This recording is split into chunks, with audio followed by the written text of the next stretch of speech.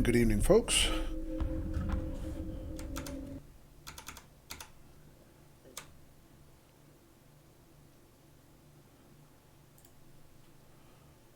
I hope you guys are doing good.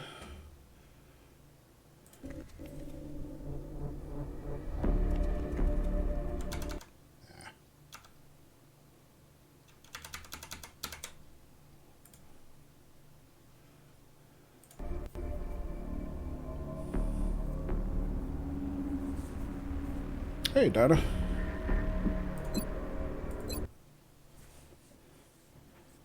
Welcome.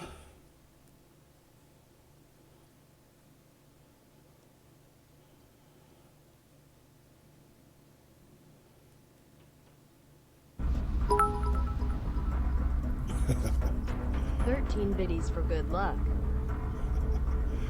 Exactly 13. Thanks, Daffies. Hypo says, I am so ready. Yeah. Man, all that action last week and we're still on October 1st. So. Well, I hope you're ready, Hypo. Because I'm ready. It is getting to the thick of it now.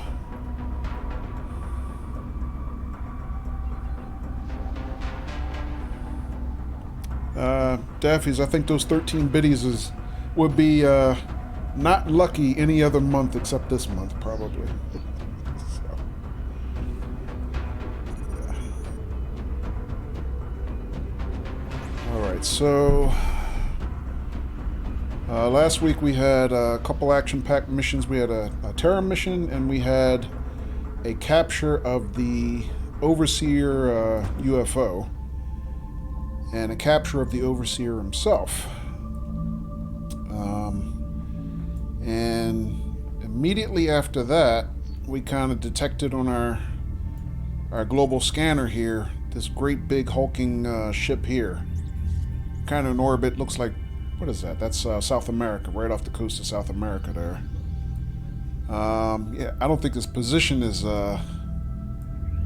significant, but the fact that it exists is. Hypo says, why? Am I in, coach? And Donna made it out alive, says Daffy's. Yeah, everybody made it out alive, without a scratch, in fact. I don't think we had any injuries, right? So let's take a look at the barracks real quick. Yeah, nobody's in the hospital. We did get Husky back, excuse me, though, from psionic testing, and we have 3 more test subjects just went in, so we're going to lose Zhang for 10 days, as well as... Oh, Hypo, you're not in. I forgot. Hypo went into the test chamber. And Skilly. So 2 heavies, excuse me, guys, and an assault. So we're down 2 heavies, but I think we can make do. I mean, unfortunately, Zhang is our strongest heavy right now, but between Blast Pop and Scut, I think we can manage.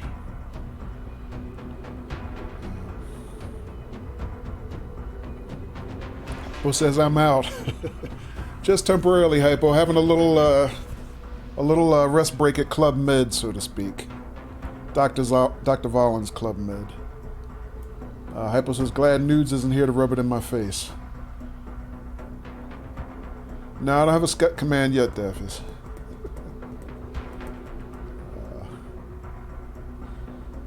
But, yeah, who knows? Maybe Nudes will pop in later if she feels like it. Wrong channel, yeah. Oh, excuse me. But she was hanging out here last night, Hypo, and she wasn't feeling too good. Because, well, I think she has, I think she came down with shingles this week, I believe. So she's kind of been suffering. Matter of fact, she didn't even stream last night. She said she wasn't feeling good, so maybe we'll see her later. But, yeah, at least we did get her back, so she's available for duty, as well as our other juniors. We got B-Heart, probably up for a rotation soon. We got Carter back. And we got to do something with this, excuse me, this guy here, Nelson. We haven't had him out on any missions. Maybe this week we can get him out and see if we can find out what this dude can do.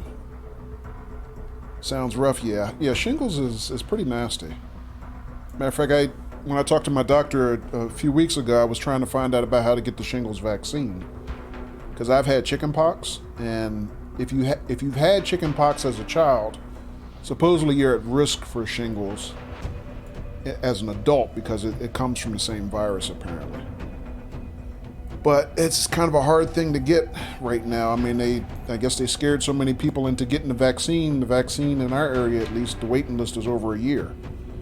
So it's kind of bogus. But yeah, I hope she feels better soon. That's no joke. I had matter of fact, a coworker of mine, his wife came down with it earlier this year, and he was going around the office telling everybody, he's like, "Yo, y'all need to get the shingles vaccine. This is no joke, you know."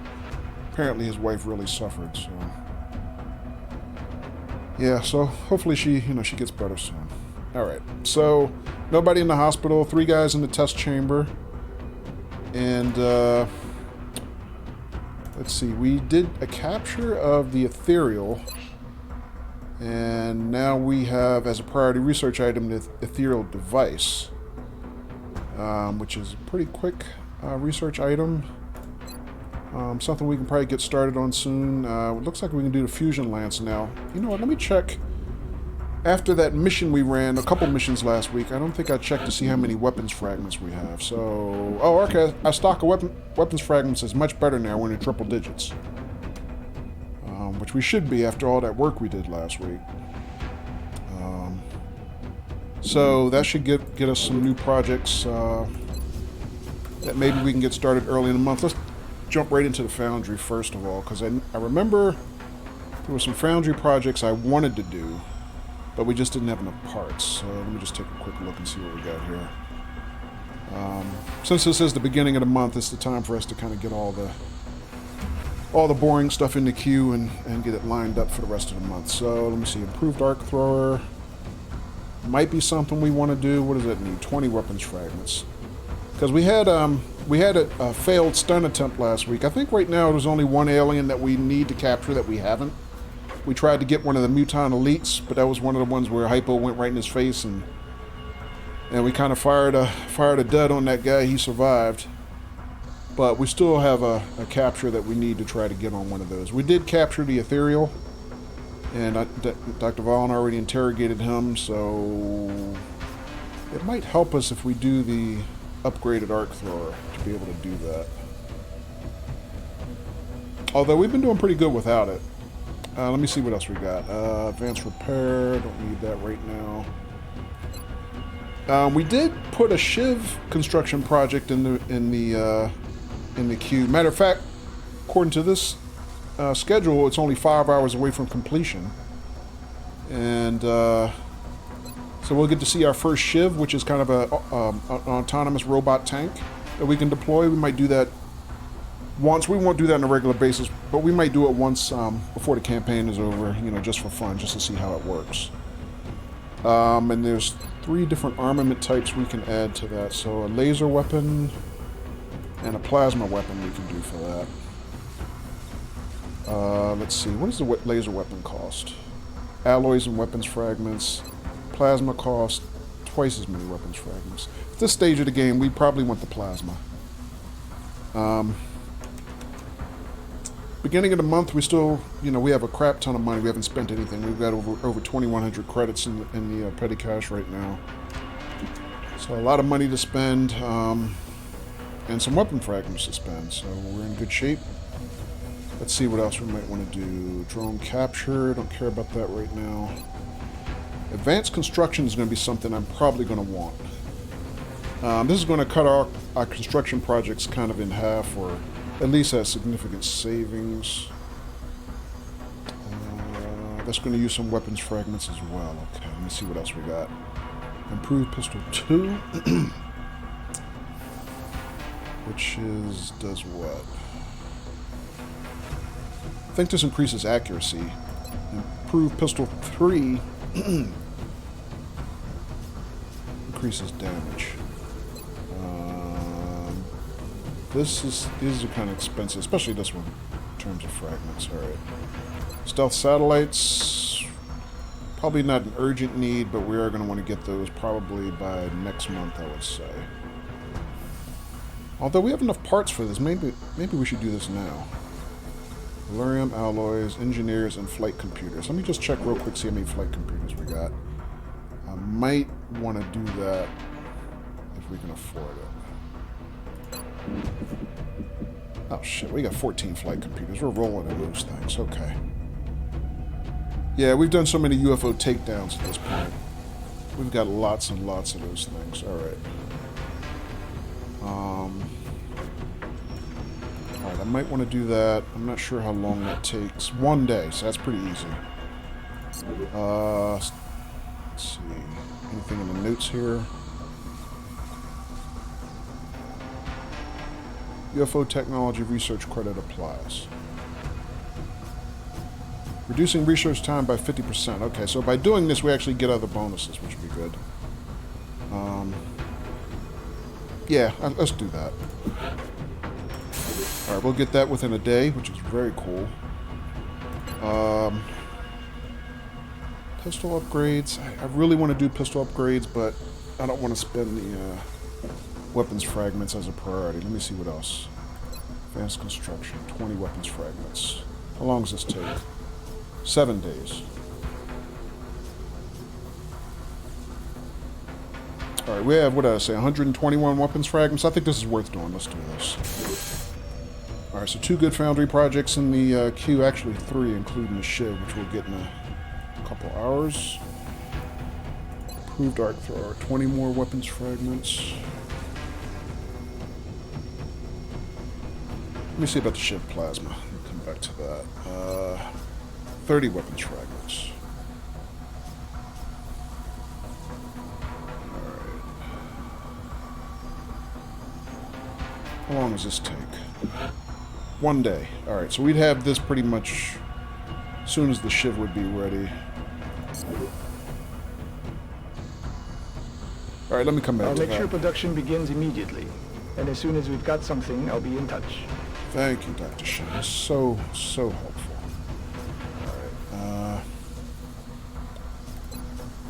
So, we did unlock this thing called the Mind Shield. Kind of helps our soldiers be protected against mind control.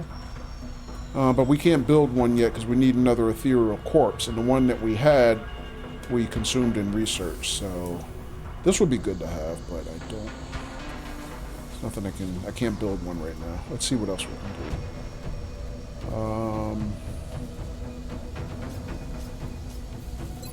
One plasma sniper rifle. We have actually 3 heavy plasmas now.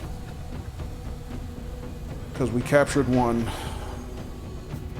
off of one of the Muton elites. The one that Raven mind controlled last week. Okay, so what else we got? 2 alloy cannons. Plasma rifles. Roll in the nose. Plasma pistols. Might want to build another one of these. Maybe 2 more, actually. Give them to everybody at this point. Let's see what else. Laser sniper. Well, we're out of laser tech. Yeah, we're past that. Let's see what else we got. 1 suit of ghost armor, 1 archangel armor, 5 titan armors. Alright, good with that. Anything else we need? Firestorms. I think we're good with 1 per continent. We have a spare satellite in the queue already. MP cannons, I'm not really big on building those right now. We have a spare plasma cannon. Why do we have a spare? Alright, I have to check my firestorms real quick. Maybe somebody else needs another plasma cannon that we haven't equipped yet. 1 boost of each type. I could probably build some more if I really needed to, but right now I don't think I have to. Alright.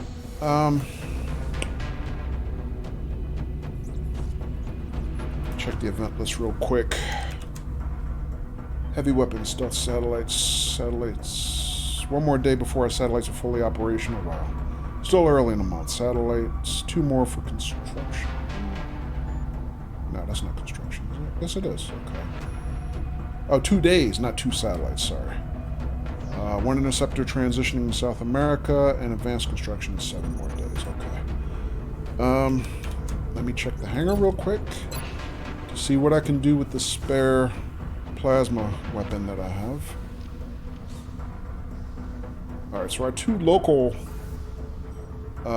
interceptors in our home base over Europe are still out of commission, but we'll get those back in a couple days, it looks like. What else do I need to do?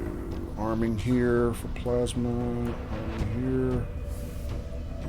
Oh, okay. I get this. I guess this other interceptor that we bought for South America, we're gonna add plasma to that. That's what that other plasma counts for. Okay, never mind. We're all right. All right. So let me just real quick knock out these foundry projects I was looking at. I think I'm gonna do improved pistol 2. And I'm going to do the improved arc thrower. No, I'm going to do the ship plasma. Do the ship plasma. Alright. And where does that leave us? The foundry is already warmed up. I'll make sure to notify you as soon as production is finished. That leaves us to 46 weapons fragments. Okay. Alright, looking good there.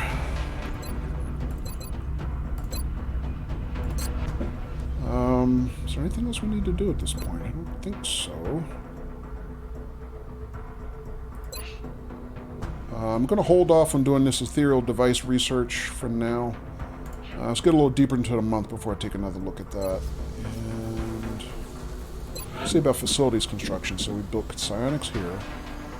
Is there anything we need to build this month? Oh, wait. We had,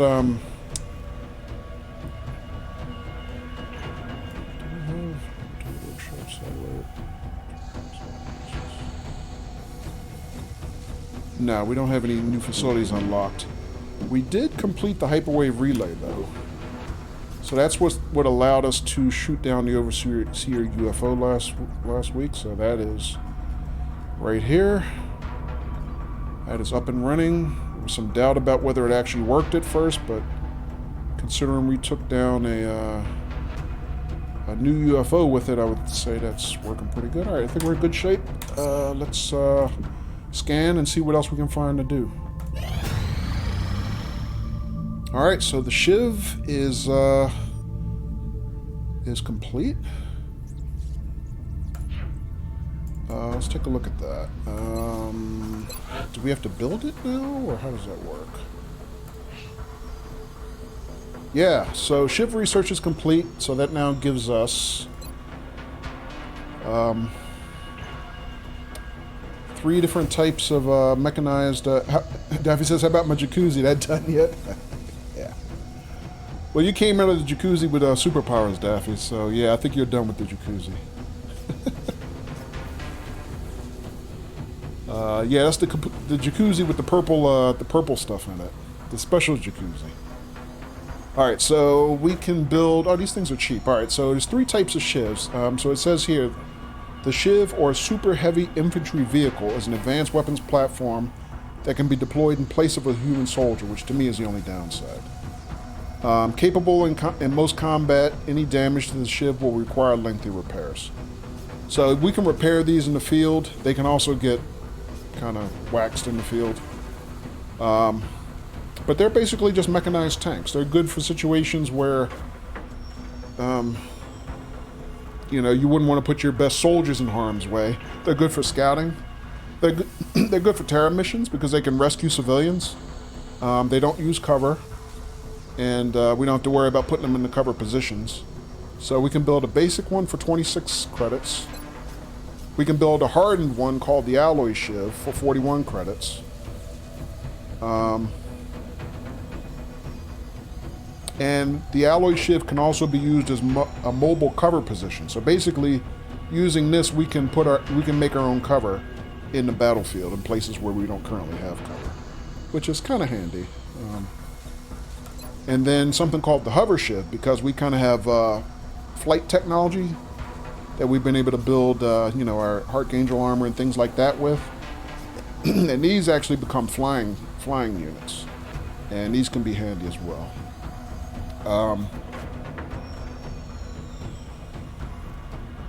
I don't know exactly how much fuel they use. How long does it take to build one? So 7 days for this one. 7 days for that one. 7 days for any one of them. Okay. 61 credits, 41 credits, and 26 credits.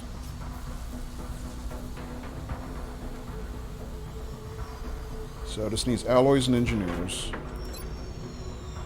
Allurium alloys and engineers. So I would say there's no point to us building the most basic one. This is just material and cash, really. So I'm going to say we're going to build...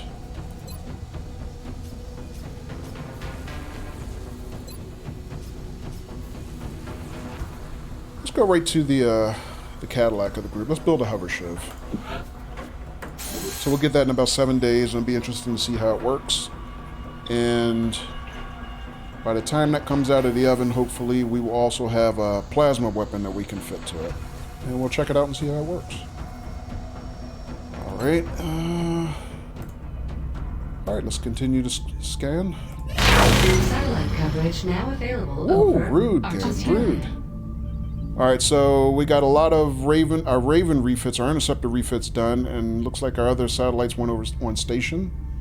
And we have completed stealth satellites. Okay. And some kind of rebates came out of that. Not sure exactly what. Let's take a look at the hangar real quick. Alright, so all the other interceptors are ready. We're still repairing our one Firestorm, the one that did the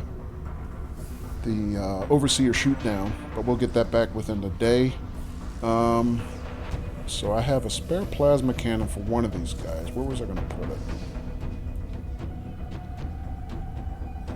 Oh, I'm still saving it for this. So 2 more days before this one comes on station. Okay. Let's keep scanning. Alright, improved pistol 2 is done. So we're getting a lot of stuff done. It's only 2nd October. Let's continue. Ship plasma's done. Cool. Continue. Commander, our satellite is prepped and standing by for launch. Alright, Demon 1 status is ready. On your orders. So we got our main interceptor back over our home base. And we have a spare satellite, in addition to stealth satellites. So if the UFOs come and try to shoot down our satellites, we have some contingencies ready. Doing pretty good there. And new interceptor in 1 more day. Let's keep scanning.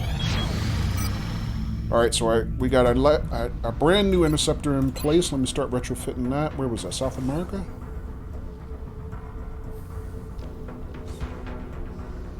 Yeah, I think it was this one.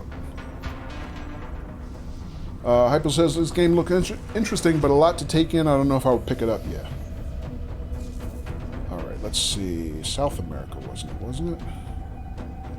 I mean, it's just like anything, Hypo. You know, as you get into it more, I think you learn it pretty easily, just like anything else. But there are a lot of things to manage. Alright, let me see. South America. This one. So, offload the avalanche missiles, and we will give it the new plasma cannon. Alright, that'll be done in 1 more day. Alright, let's keep scanning. Alright, so we have a request from a member country, Mexico. They would like 8 combat stems. Oh, well, you know what? We had this offer before, I think, a couple months ago. The reward is 630 credits and 4 scientists, which wouldn't be bad, but I think the last time we got this offer, we just didn't have the facilities to make this many combat stems, because I think what it takes to make those is berserker corpses, and we just didn't have that many corpses. Let me see. Combat stems require, 1 berserker corpse, alloys, and 29 credits. So we got enough alloys. Could we actually make 8 of these right now? Oh, you know what? We could. I stand corrected. We can make a crap ton of them. How many berserker corpses do we have at this point? Jeez, we've been taking them out more than I thought.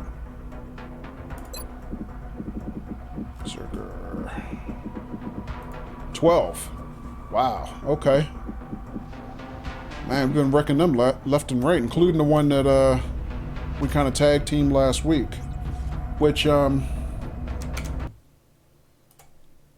the way, I did make a highlight of the one last week, which I do have. See if I can find it real quick.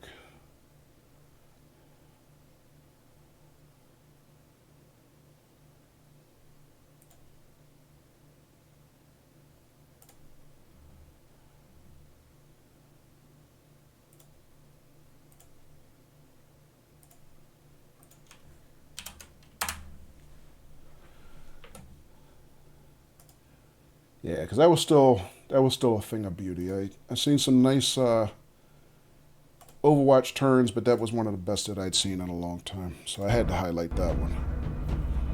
So yeah, we've been putting away the Berserkers pretty good. All right, so I guess I can do that, but we have 20 days to fulfill that request. I don't have to do that right now. But that does remind me, one thing we have not done up till now is we haven't actually made any combat stems. We built 2 med kits, but we haven't built any of these combat stems. And considering that we're facing more powerful psionic enemies now, it might benefit us to at least have 1 or 2 of these in the locker. Let me make 1 right off the bat.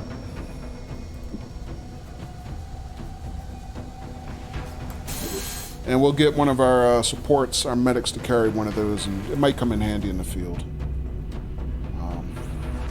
Because I think one of the side effects of it is, or the benefits of it is, that it boosts our soldiers' will points in the field. And that not only keeps them from panicking, but it also makes them more resistant to mind control and psionic attacks. Alright, let's keep scanning. Alright, advanced construction is done. So that will immediately... Let's take a look, see if I can see the benefits of that.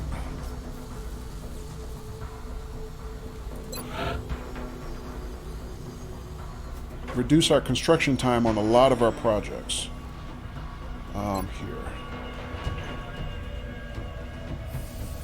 Doesn't say exactly, by how much our construction is advanced, but in some cases I know it's as much as half. So if it takes us 14 days to build a firestorm, with advanced construction option we can build in 7 when needed. But it does cost us more money to do that usually, but good to have it when we really need it. So for example, actually, you know what, let me just, as a sample, if I wanted to build a satellite, for example.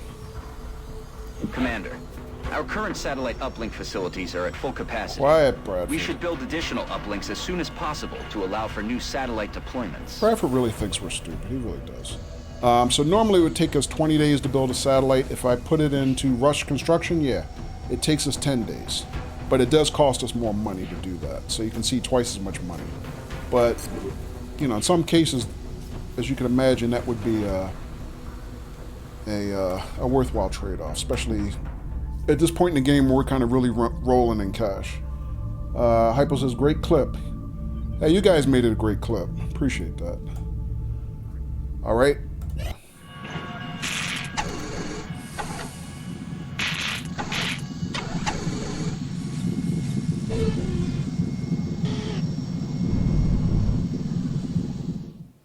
Alright, and there's our new Shiv.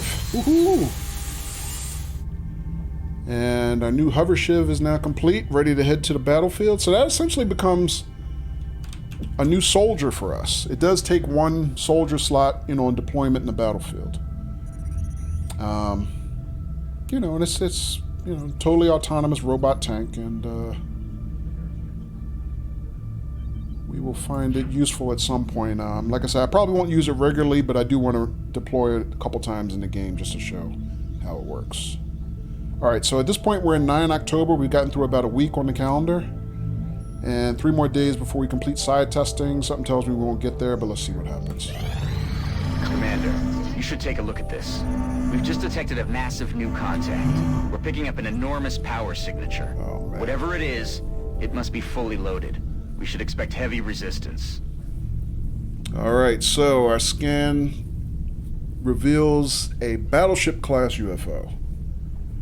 Ugh, battleship. So that is literally the largest UFO type in the game. Actually, I take that back. The largest, not counting that other thing that we scanned last week. So we've been on a battleship once before, kind of early in the campaign. We assaulted one. So this one is over South America. It's actually not far from Brazil. Let's see if we can get a shoot down. Alright, so we got 3 interceptors ready to take it on. We'll start with our Firestorm. Hypo says BRB. Okay, Hypo. Hey, Pavik. Morning. How you doing, Pavik?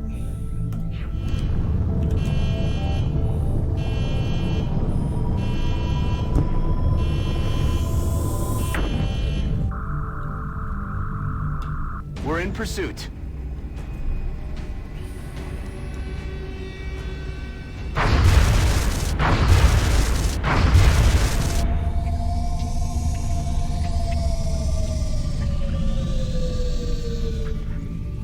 Hey, J-Rod. Welcome. Good evening. Alright, so that shoot down went successfully. Only took one of our Firestorms. Says we sustained heavy damage, so that one will probably be down offline for a couple days. Didn't require any of our boosts, which is good. And so that battleship is crashed hard in Brazil. And this is going to be a big mission. So you can see now with the hyperwave relay, we get the extra intel. So we have a crew size of 23. I think that's the largest crew complement that we've faced so far. That's going to be a lot of work. Species detected include cyber discs, drones, chrysalids, chrysalids, floaters, heavy floaters. So we got regular floaters and heavy floaters. Muton elites and the ethereal.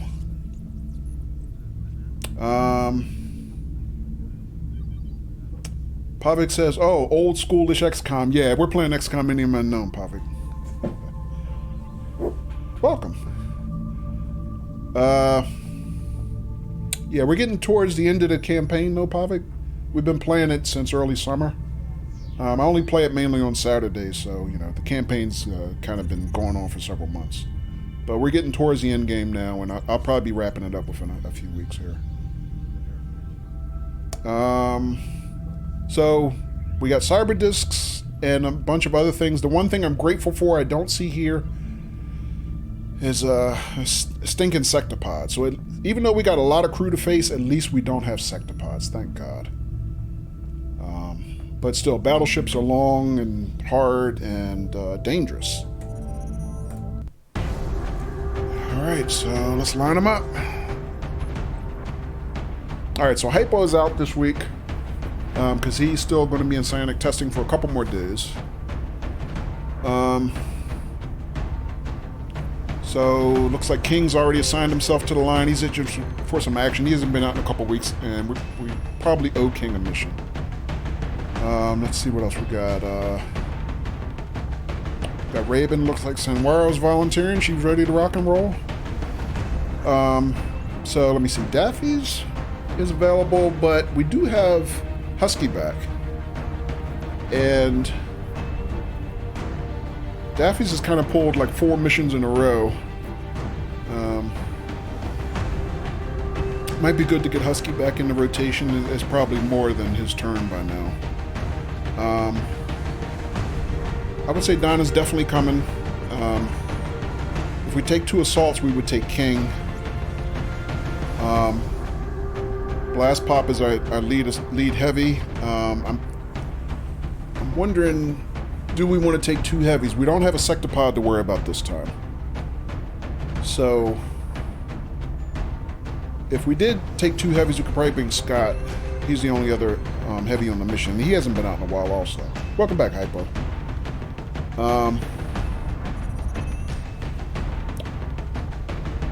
Raven's been out quite a bit, and we have been taking Raven out usually to take advantage of his psi abilities now that Raven's max rank in psi powers. And actually, while I'm thinking about it, what we could do is we could get Raven the combat stem. So in addition to carrying a med kit, we can give Raven combat stems just in case we find an opportunity to kind of use that in the battlefield. Let me see, what does it say here? So the benefits of combat stems: strengthen will against the user's will against panic, and also by convention that also means against mind control. Reduces incoming damage by 50%, provides immunity to critical hits for 2 turns, and increases mobility for 2 turns. So these are all the benefits to any soldier we give combat stems to. Hey, Newts! Welcome. So let's see. Yeah, so that we'll see if we can find an opportunity to maybe use that in the battlefield. Pretty sure we're going to take Raven. Continue to take advantage of his side powers. So the question is, what are we're going to take 2 of? So we're going to take. Actually, I think I'm going to rotate Daffy's out.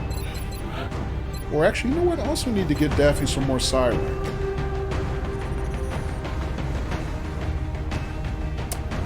But you know what? We also need to give Husky some psi rank. He hasn't been out yet.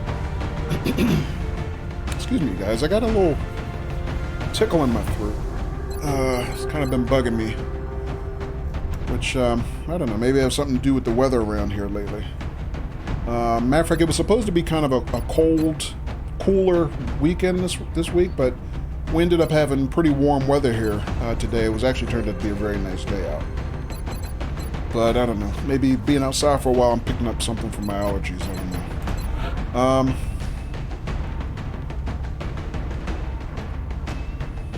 But yeah, Daffy's has kind of been working quite a bit lately, so I think we're going to give Daffy's a little break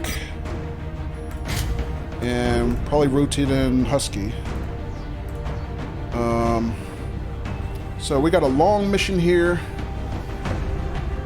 Newt says, hope you're not coming down with something. Yeah, probably not, Newt. I feel okay generally. Just for some reason when I started streaming, I got this little tickle in my throat.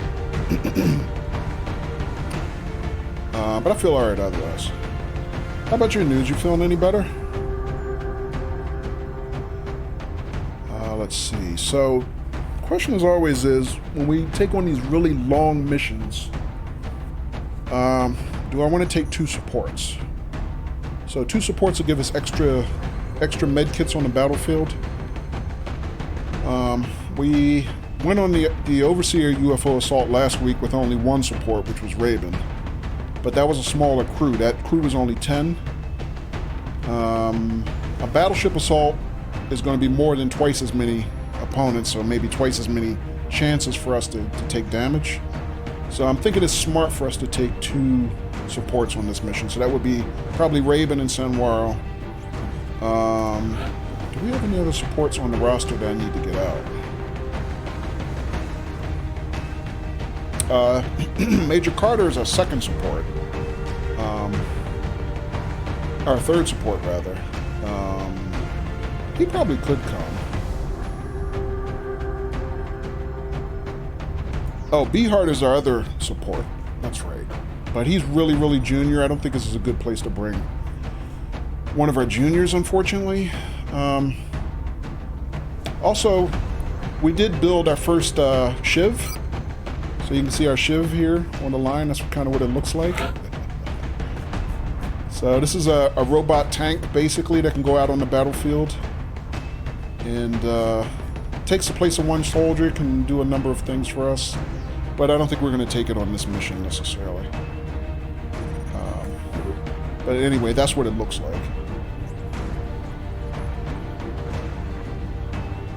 like. Nude says, the pain is still here, but the shingles rash is starting to heal and go away. That's good. Yeah, hopefully the pain is bearable, right? Yeah, because I've heard from some of my coworkers who, well, one of my coworkers whose wife had it not too long ago, and he just said it was, that's just really bad news. So I'm sorry you're suffering, dudes, but hopefully you get better soon. Let me see. If we took Carter, look at his abilities real quick. Carter has covering fire, and he also has Sentinel. Now he doesn't heal for 10 like Raven and Samwaro do, but he does heal for up to 6, and he can do revive. In addition to combat drugs. I hate to sit Samwaro for another week, but I think if we take 2 supports, I might actually want to take Carter on this mission. I mean, he can still carry the 3 medkits he normally does, but he has some additional offensive and defensive bonuses just as a foot soldier. That might make him useful in this mission, so...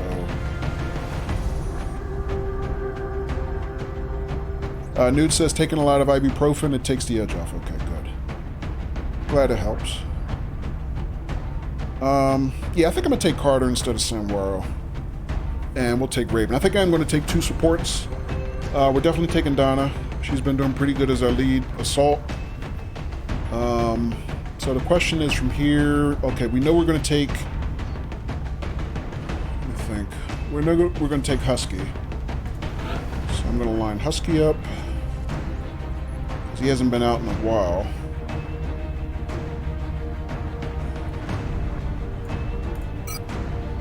And actually, Husky is due a promotion. So Husky's max rank in his military rank as a colonel. But because he came out of the psionic testing with abilities, he now... has automatic upgrade to Mind Fray as his first psionic promotion. Nude says, Kojo, do your coworkers know you stream? No, not generally. I'm trying to think, does anybody know? No, I don't think so, Nudes. I don't think I've really said anything to anybody, mainly because I don't think I have too many of my coworkers who are big streamers? Or not streamers, but gamers in general. I have at least one friend of mine from work that is a big-time gamer. Matter of fact, he's also my neighbor. We live in the same neighborhood here. He actually lives just down the street. So he knows. But other than that, no, I don't think any of my other coworkers really know. Nude says, you don't tell yours, don't know many that play games, right? What would I do if your coworkers found my streams? I'll treat them just like anybody else. I'll say, welcome, you know. Just curious, yeah. Yeah, I mean, it's not like I'm actually actively hiding anything. It's just, you just want somebody who shares your interest, to be able to know, I guess. All right, let's see. So, sniper, 2 supports. So in this configuration, we'd have 2 assaults and 1 heavy.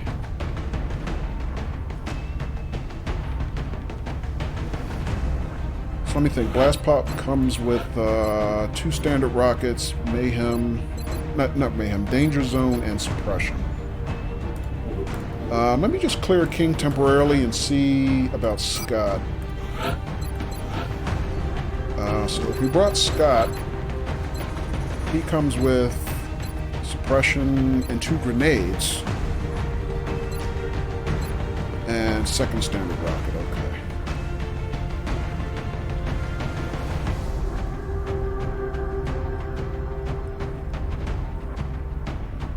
He does have heat ammo as well, so that could be good. We only have 1 mechanized enemy in the crew to worry about, which is a cyber disc. Well, I take that back. We know cyber discs are on this mission. We don't know how many of them there are. There could be more than 1. So do I want 2 heavies or 2 assaults? Is the question.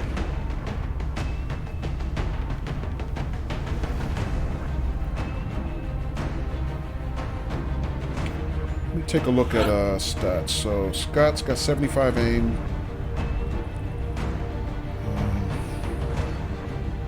68 will. Blast Pop has 75 aim, 69 roll. So their build is almost the same. Their level is about the same right now.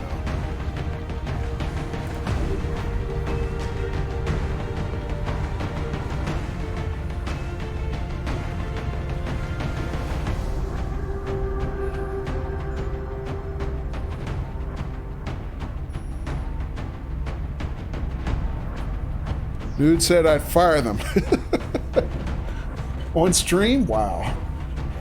Harsh nudes.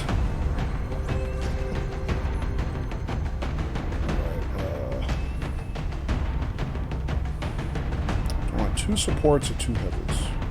Excuse me, 2 heavies or 2 assaults.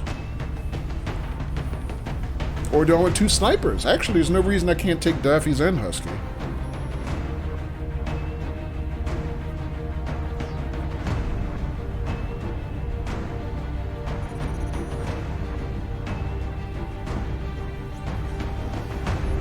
Yeah, I don't know if that's the best thing to take on a battleship. Okay. J-Rod says only if they're Dugs, though. Nude says I don't have firing power. Yeah, but they don't know that, Nudes. So that would be kind of fun if you fire them on a Friday. They get to spend all week worried about how they lost their job, and then they find out Monday you were full of shit, right? But yeah, Dugs have to go, right? All right. On stream, you have a lot of firing power, exactly.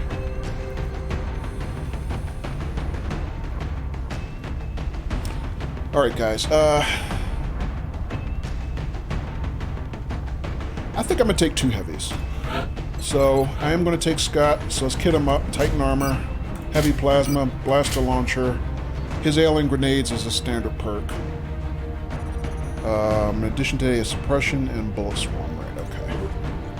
So Scott's coming. Get him to put in some work. He hasn't been out in quite a few weeks. Definitely blast pop. Donna's going to be our only assault man. So let me double check Donna's kit. She's got the ghost armor, the alloy cannon, plasma pistol. She's got the chitin plating. What I don't have is somebody to carry the arc thrower. We still want to see if we get an opportunity to capture one of the Muton elites. Hypo says, what was that thing between the character's legs? What? What, Hypo?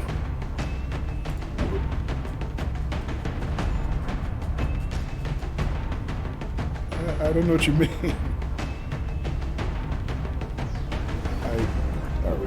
I don't know. Although, you know what, we could have somebody else carry it. Like, for example, if we're going to take Carter, Titan armor, plasma rifle, plasma pistol, or laser pistol. Let's give him a laser pistol. Oh, he needs a med kit. We could have him carry the arc thrower.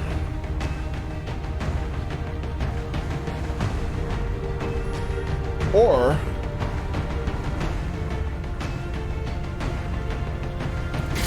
maybe I can have Rabin carry the arc thrower. Rabin has a slightly wider range of motion than Carter does, because he has Sprinter as one of his perks. You know what? Let me make a slight change. Rabin be better to do that? Probably so. So we'll have Raven carry the arc thrower this week, since we only have 1 assault. And Carter will give you the combat stem. Alright, so Titan armor, plasma rifle, laser pistol. We still have 1 more laser pistol, plasma pistol to give out.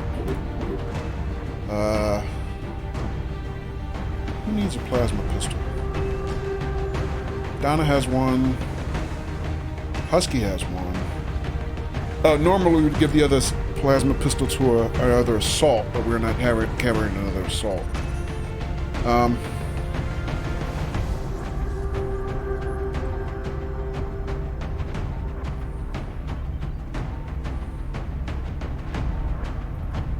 Raven can carry it, why not?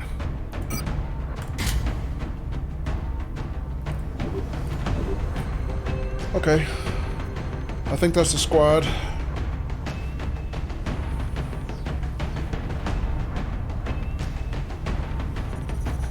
Also, let me think about my lineup position, because, like I said, I think I figured out exactly how people deploy when I come out of the dropship, and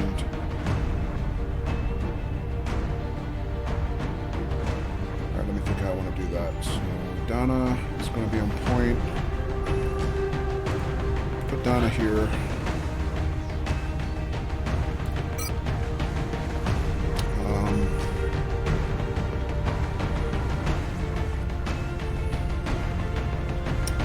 Let's put Blast Pop here. 1, 2, 3,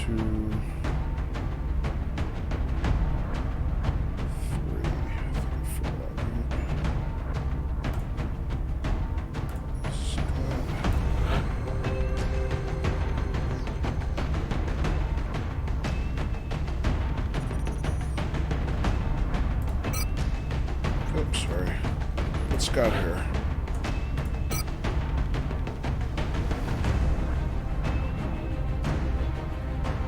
Here, that's okay.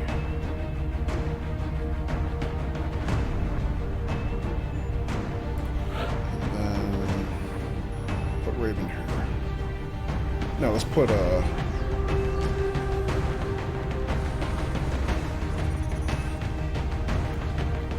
you know what? I had him in the right place. Never mind. Scott here.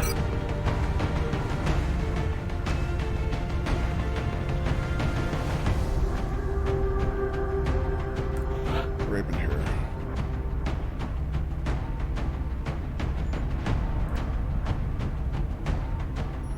No, Raven here. Let's put Raven here. And Carter there.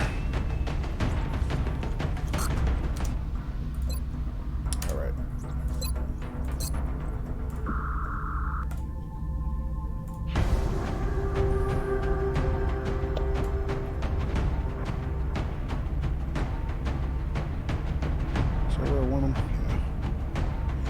Alright, so I can't save here, but that's okay, let's go.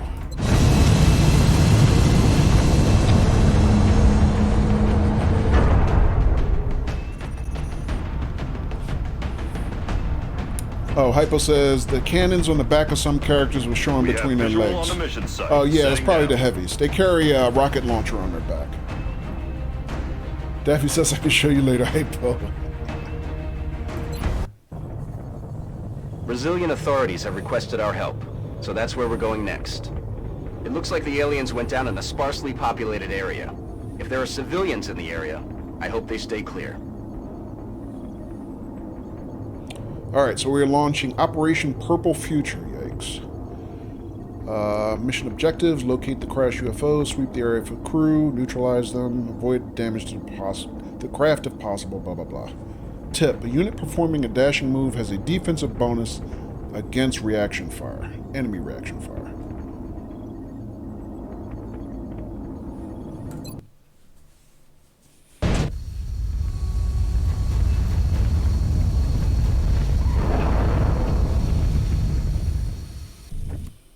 This is bigger than anything we've seen so far. No, it's not, Brett. You got Considering a the short impact, memory. the ship seems to be in relatively good shape.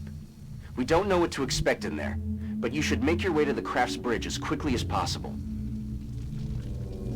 Alright, so despite what Bradford said, we have seen one of these before. We saw them in the very early game. Because that actually is an early game opportunity that we get with the DLC that Zhang comes with. Alright, the difference with this one is, though, that this is a crashed UFO. And when we took on one early in the campaign, it was a fully operational UFO. Still, actually, it was in flight. We could actually, as we were standing here, we could actually see it flying over a city skyline in China. It was kind of cool, actually. Which is about the only thing cool in a battleship, because these are bad news, lots of things to fight, long drawn-out missions, so... Alright, so let's save here. And,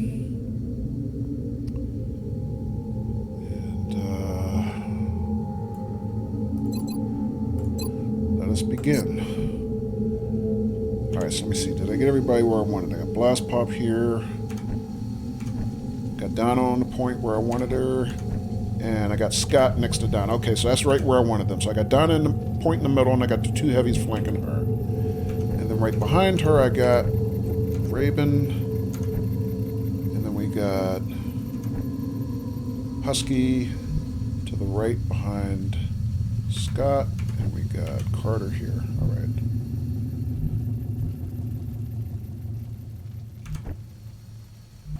So I can move Donna to the door. Get her started. Can I get Scott to go with her? Not without dashing. Okay. Could probably get Raven up there with her. Raven's got pretty wide range of motion, so yeah, I might do that. Put Raven here. Put the heavies kind of flanking positions, maybe inside. Maybe here and here.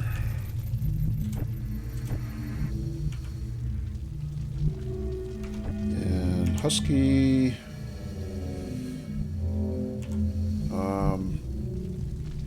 Probably no reason to put Husky in flight mode this early in the assault. And Carter, I could put Carter maybe about like here. All right, let's do that. So Donna here. Bring Raven up here.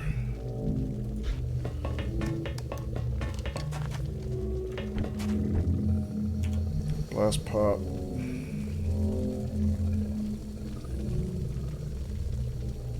Actually, I'm not going to move blast pop into the corner. I think I'm going to put blast pop about right here.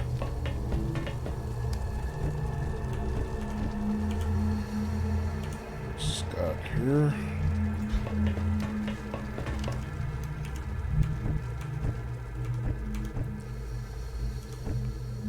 Carter.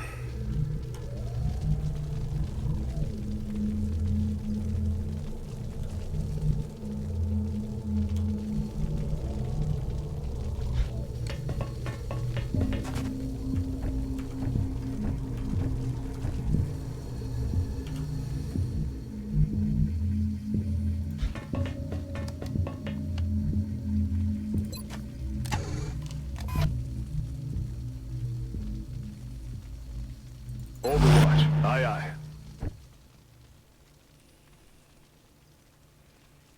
Roger.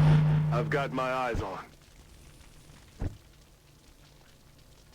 On Overwatch.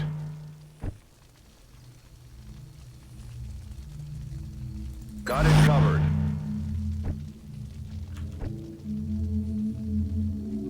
Moving to Overwatch.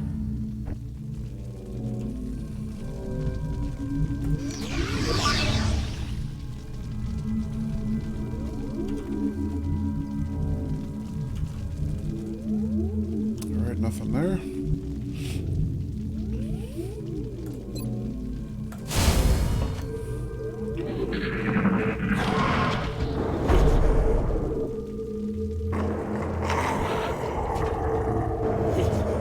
Alright, so I hear all kinds of things there. I definitely hear some chrysalids.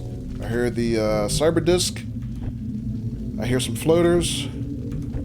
I could have sworn I heard a sectopod though, which that was not in the scan. So, God, I hope not. I mean, I don't know that, and I can't think of what a facility is. The hyperwave relay to be wrong, but I thought I heard a sectopod. I hope not. All right, we'll see. So let's see.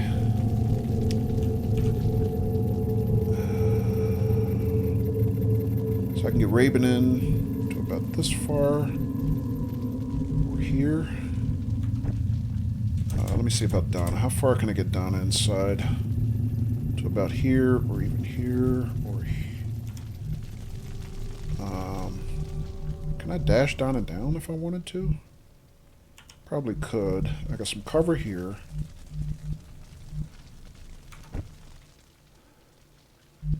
Our heavies can only come just inside the door, it looks like. Not much further. Which might be okay.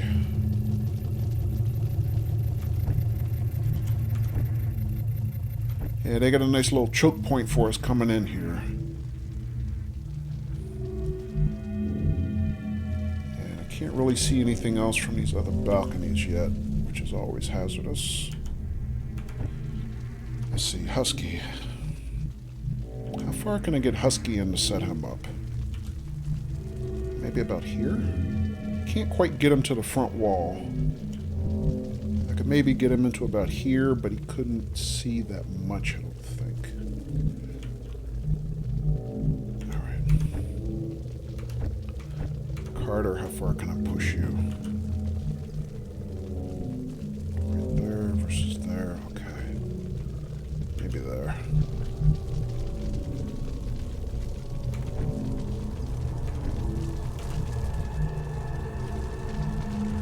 There, two heavies. Alright.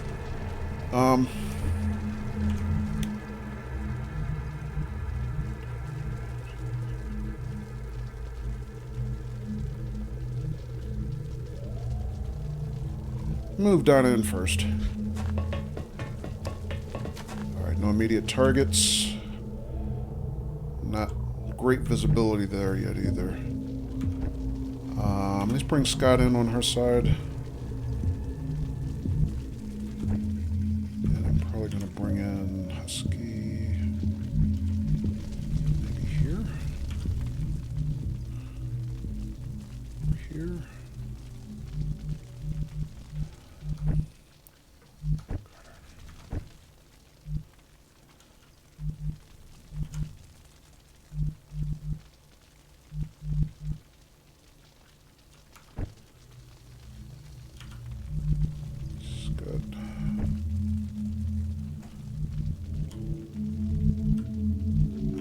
Let's move Blast Pop up. Actually, I should do that last. Let's get the front line in first, so... Carter. Let's get Carter here.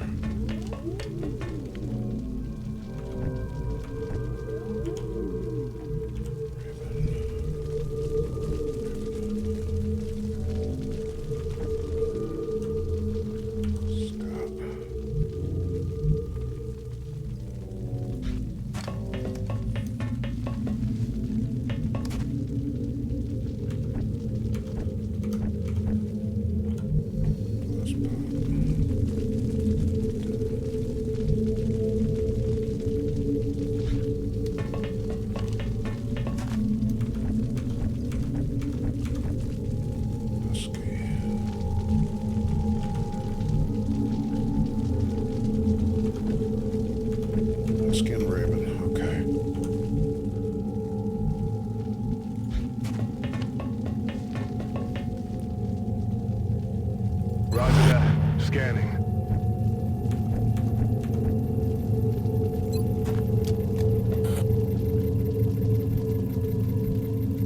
Eyes peeled, Commander. On Overwatch.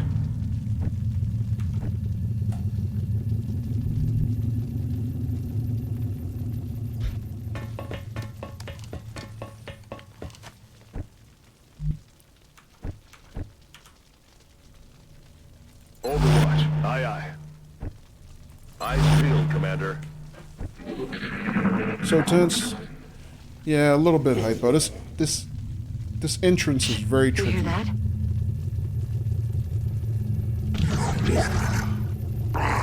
Weapon time. Whoa!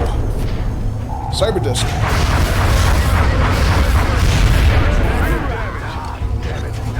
Damn it.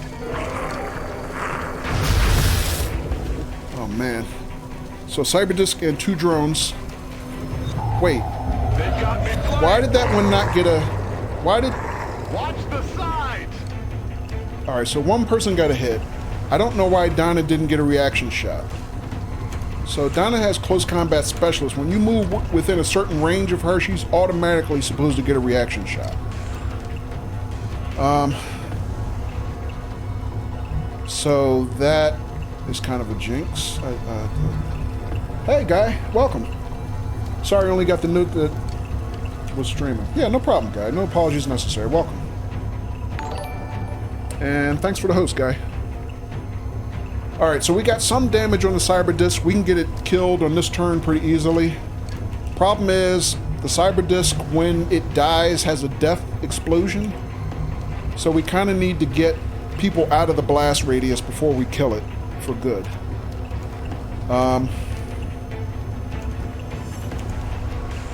But it's not a hard kill for us, but Donna's definitely in the way. We have to kind of get Donna out of the way. And I'm thinking probably Donna and Raven are the ones that in the blast zone. Maybe a Husky too. I gotta move Husky. Husky's probably okay, but I wouldn't want to leave him there just to be on the safe side. All right, let's see.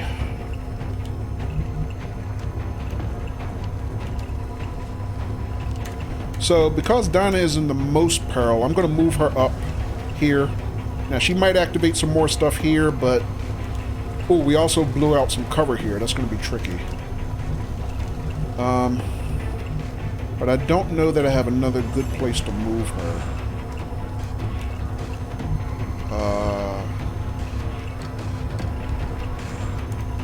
And if there is something else here, it's probably a good time for us to learn that. So let me move Donna up. I'm gonna give her an alloy cannon now. So let's get Donna to about here. Alright, nothing else up here, so this is all luckily safe ground. The door is closed. That doesn't mean something won't jump us from this side, but Donna didn't see anything. Technically I could have Donna finish it right now. But I need to get Raven and some other people out of the way. So let me see. How far can I move Raven? I can move Raven to about here, for example, or here. That would probably be good enough. And then I want to move Husky. Maybe move Husky to about... God, I don't know. Maybe here. Get Husky way out of the way. Set him up actually for a good spot through the door on the next turn. That might be a good move. Alright, let me move Husky now.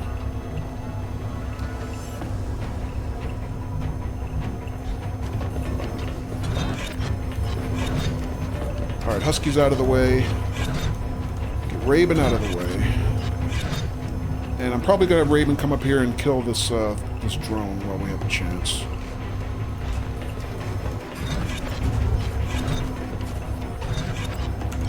Alright, so that clears the blast radius. I think Carter's going to be okay. I'm not that worried about him.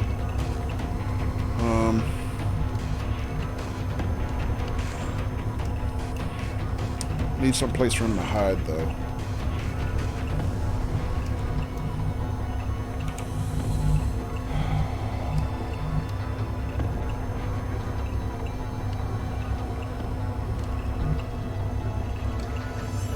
And then Scott and...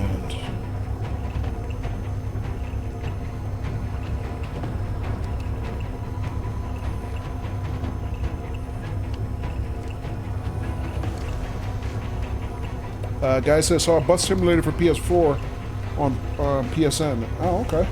That's cool. Do you know which one, guy? What the title was? Donna says, Donna never sleeps, only takes long naps. Okay, welcome back, Donna. Let's see.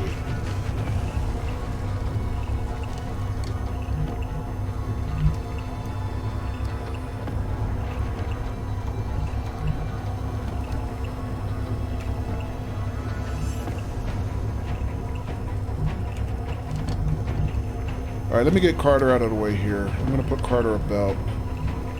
That's probably not even far enough. I think I'm going to dash Carter to the door here. I want to... Maybe I shouldn't do that. Let me think.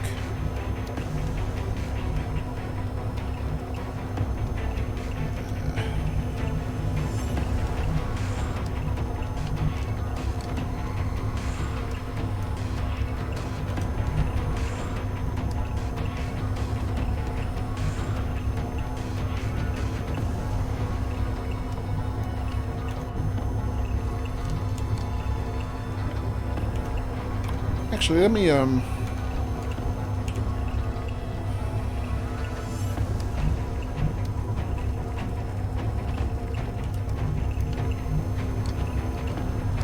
far enough? Hard to say.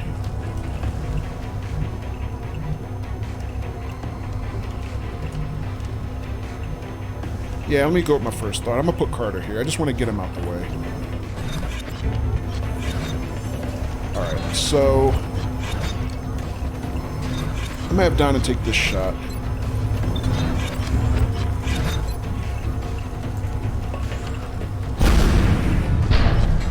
Dead and gone.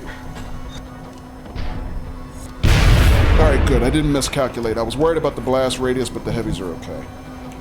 And that should be somewhat cathartic for Donna, because this is the thing that killed Donna 1.0 on our first battleship raid. So Donna 2.0 kind of exercises her demons. And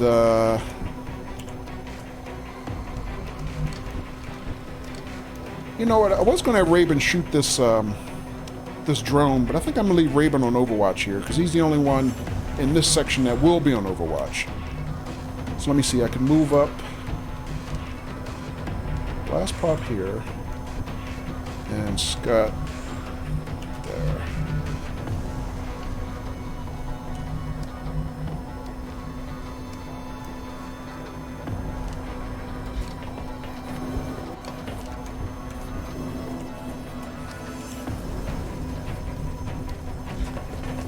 Alright, actually both of these guys can be on Overwatch now too, so kind of doesn't matter anymore.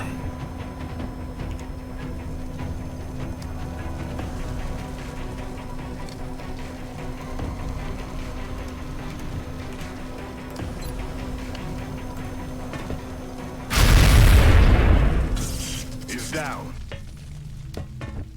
Alright, Overwatch the heavies. Roger. I've got my eyes on. And hopefully nothing jumps us through that door while we're getting staged. Oh! They're coming in behind us. Heavy floaters. 3 of them, it looks like. Goodness. I did not expect them to come in behind us. Holy. Oh, man. So what is that? 6 enemies, and we haven't even moved probably 20 meters. I mean, damn. Alright, so we got 3 floaters, which is always fun because floaters are very hard to hit. So we got good damage on one of them, this guy. He should be easy to kill if somebody can get line of sight on him. We got 1 floater here. He's not in cover. These other 2 are in cover, though.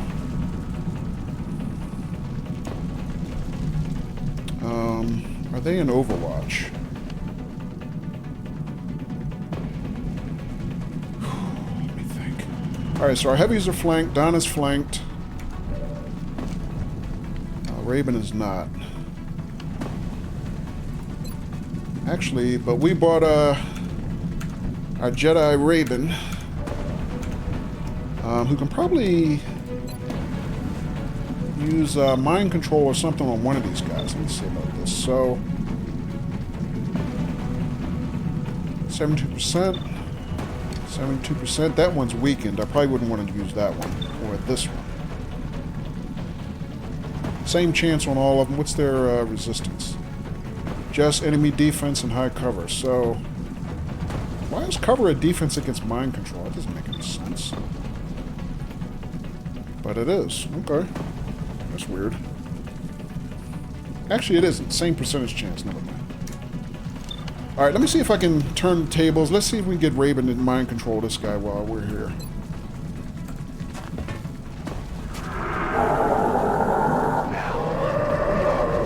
Alright, so that one's on our side.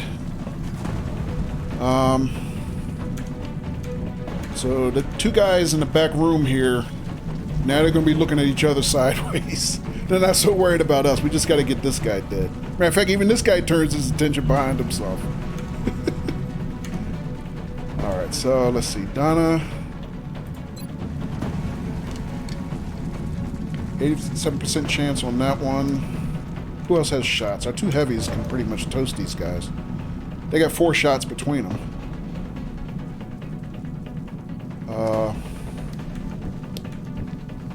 So we got Donna. Husky cannot see any of the targets. Unless I put him in flight mode, then we can get a line of sight. And then Carter's watching the door, but he has no immediate targets unless I move him back.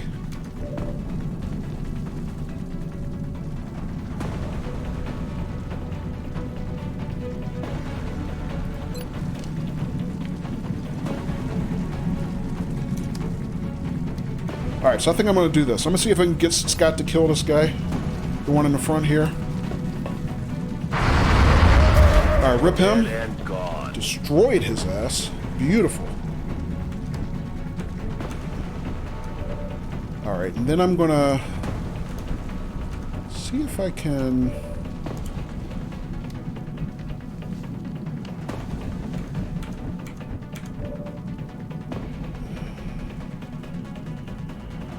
kind of messed up what I was going to do. I thought about that backwards. Never mind. Well, no, I can still do what I want to do. Let me think about this.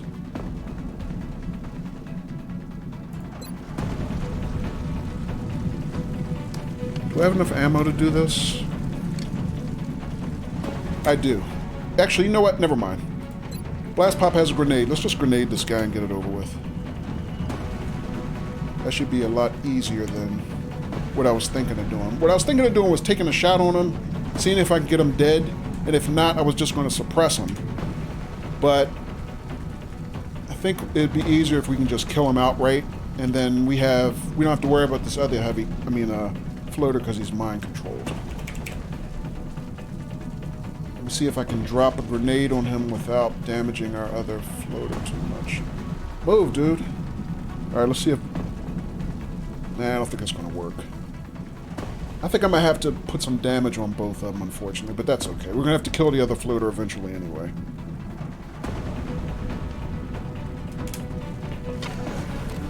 Eat this!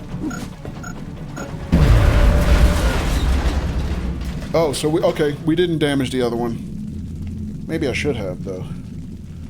Guy says Kojo was called Bus Simulator. It's the same game as Bus Simulator 18. Okay. Alright, so Husky, let's put Husky on Overwatch. Moving to Overwatch. And we will... Now that we don't have to worry about the floaters behind us, I'm going to have Donna move up to the door with Carter.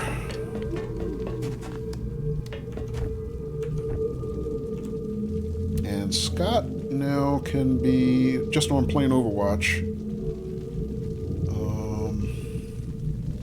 On Overwatch. And we'll... Should I pop the door this turn?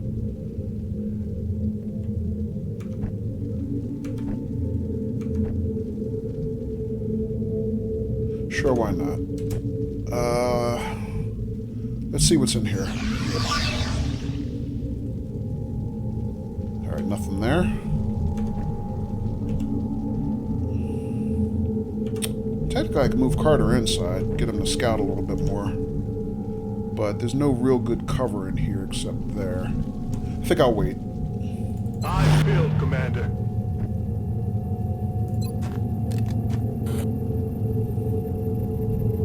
I'm on it.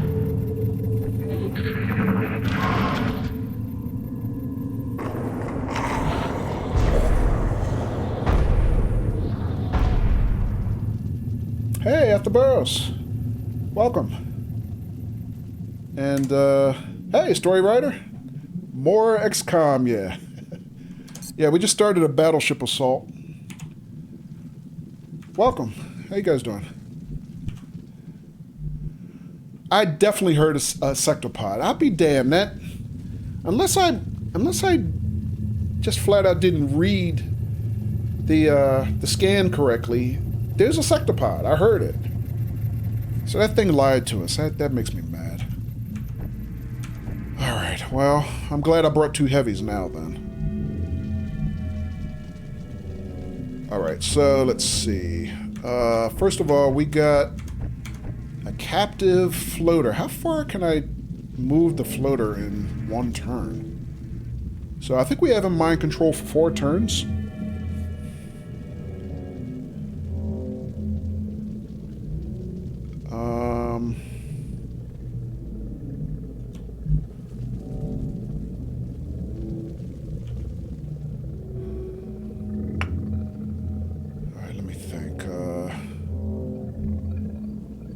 Move him here on a dash.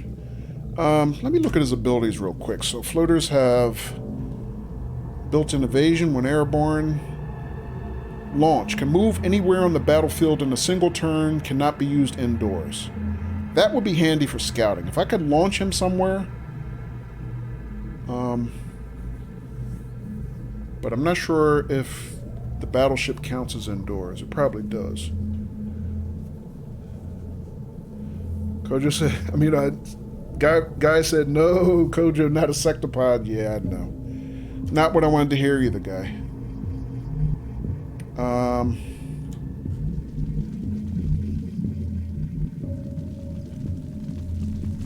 Because what would be ideal is if I could get this floater to launch and land somewhere on the other side of these doors and get some scouting in, but I don't know if that works that way.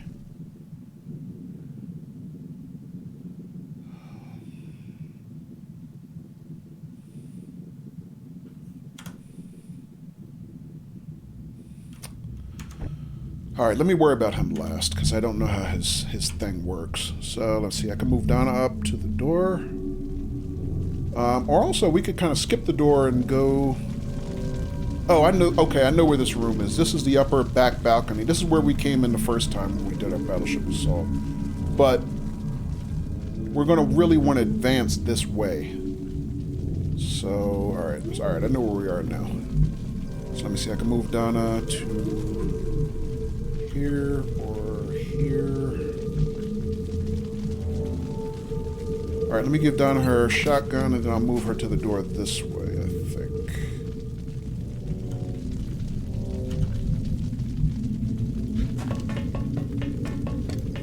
Alright, Carter, I'm gonna have you go with her as far as I can. Actually, I can't move him that far. Maybe here. I haven't watched the other side. Anything coming around this way, maybe? What else can we do? Husky. Actually, I might be able to fly Husky up here. Which, if I can do that, I can probably do that with the floater, too, now that I think about it.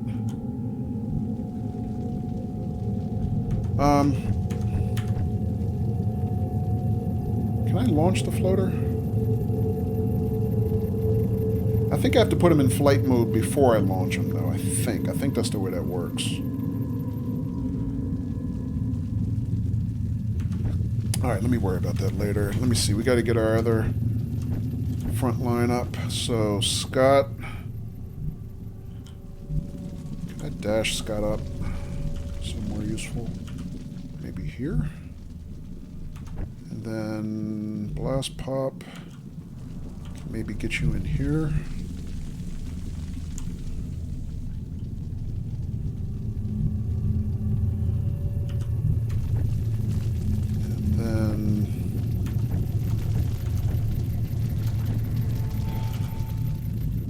Scott, Blast Pop, and Raven. How far can I move Raven? I could put Raven on the door about like here, maybe.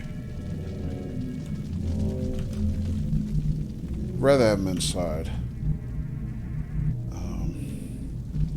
Maybe here.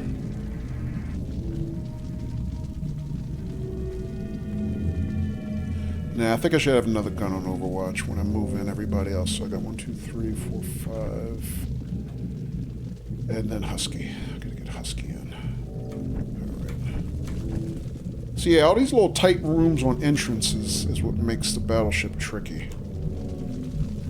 Alright. Alright, where's Raven? Let me get Raven up to here.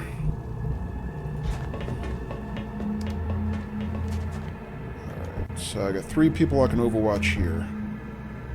And then maybe Husky. How far can I get Husky? No farther than this. Okay. Unless I kind of flew him up top, maybe. I could fly him around the side, technically.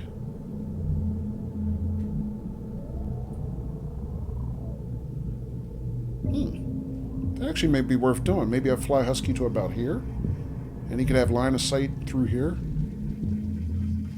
You know what? Let me fly Husky and see exactly how I can position him. Now, let me do him last, though. All right. So let me get Scott inside and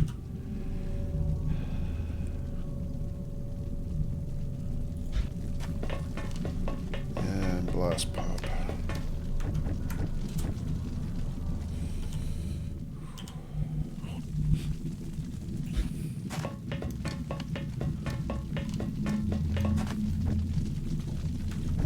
I'm not going to open the door until the next turn. Alright, so let me see if I can fly both Husky and our floater.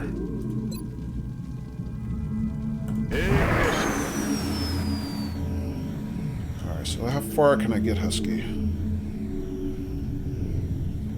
I could get him just above this little cubby, but not on top of it completely.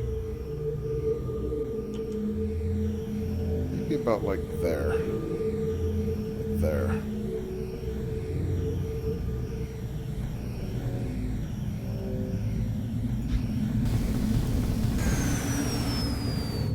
Alright.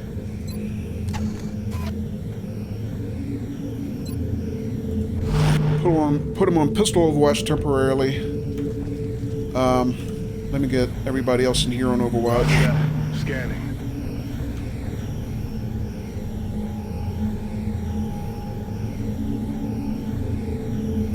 Actually, I'm gonna hunker down her down. I don't want her to waste our alloy cannon unless something comes point blank. Raven. Actually, maybe I should move Raven in. I was gonna overwatch him from here, but I don't think anything else is gonna come this way. And something comes this way, Husky will see it. So at least we'll know. All right, let's get Raven inside. Put Raven up here next to Donna, if I can get him there.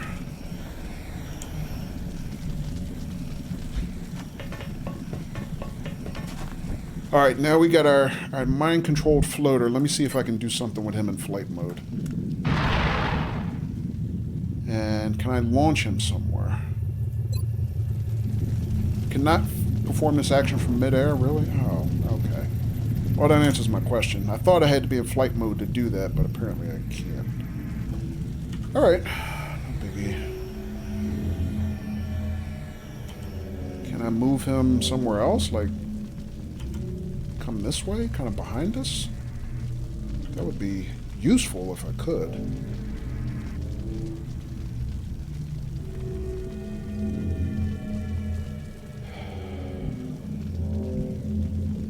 Actually, can I toggle him out of flight mode? He didn't use his action yet. Doesn't look like.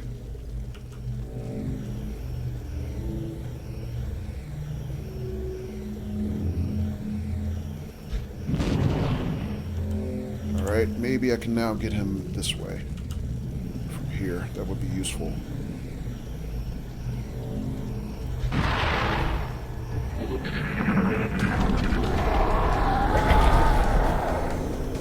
Alright, so we got something here.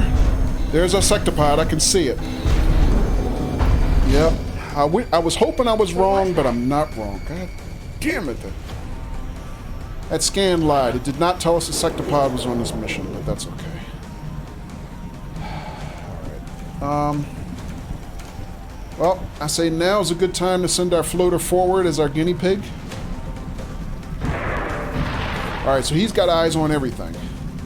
So he can see sectopod there and the drone protecting it. I thought it was 2 drones. Hypo says, and everybody needs to make a move to proceed. Oh, I'm sorry. I missed something.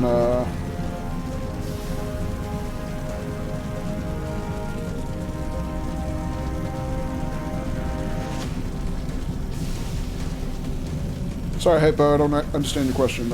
Everybody needs to make a move to proceed.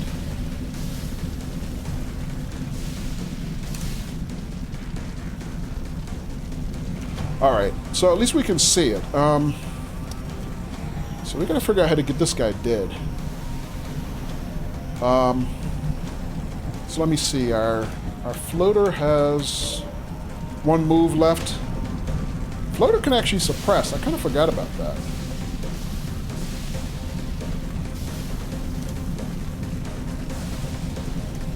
He also has a grenade. We could toss a cheap grenade back here and get some early damage on it. I mean, we're not going to make a big dent in the sectopod. It's only going to take 5 damage. Sectopod has 30 health. But it would get rid of the drone, and the drone is there primarily to repair the sectopod. So that would be worth doing, probably.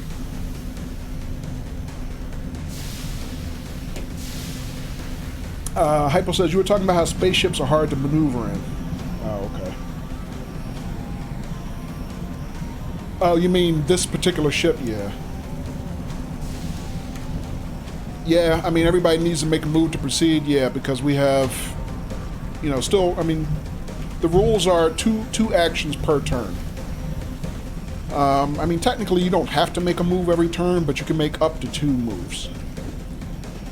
Alright, let me see. Husky, do you have a line of sight by any chance? Husky does not have a line of sight from where he is. Could I move him someplace and get a line of sight on the sectopod? That would be really, really helpful if I could. So I still can't really get him fully on top of this bunker. That's not someplace he can reach, it looks like. Or at least not in flight mode. I could probably land him there. I can probably maneuver Husky a little bit further forward, kind of just above the corner of the balcony here. And he'd probably be in line of sight. The only problem is, I don't know if that would be within range of the sectopod, which would not be great. Alright, so let's do that last if we do that. So let me just, as usual, let me just measure out where Donna can go. I could run and gun Donna as far as where? She can get right in the guy's face, or the thing's face. It's not a he or she. I could put her in cover here, or I could get Donna pretty much any place in the room that's useful, so that would be good.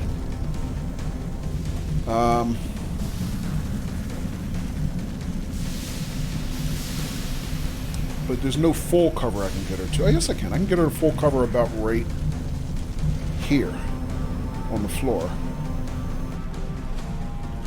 That might be useful. Alright. Let's see what else we got. Raven. I can move Raven in.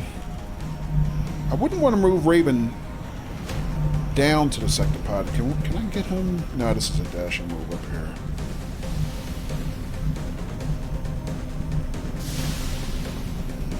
Actually, we're also in a place where the sectopod can't really reach us very easily. I mean, we could really just kind of skate past him. I mean, well, he could walk up this way. Never mind, I take that back. There's a ramp here he could walk up. Never mind. Yeah. And I know he can fit through this door, because they can fit through small doors even though it doesn't look like they should be able to.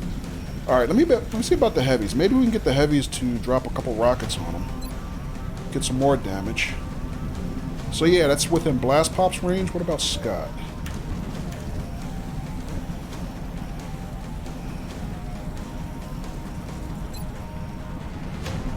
Yes. So we can get 2 rockets on this guy right away with double damage and heat ammo. Alright, so sectopod, you weren't supposed to be here. Let's see if we can fix that. I think I'm going to save the floater's move. We can have him drop a grenade or just take a shot outright, but I don't think we're going to need the floater's offensive action on this turn. So let's open up with Blast Pop. See if we can get a rocket in here. And this guy, his first rocket.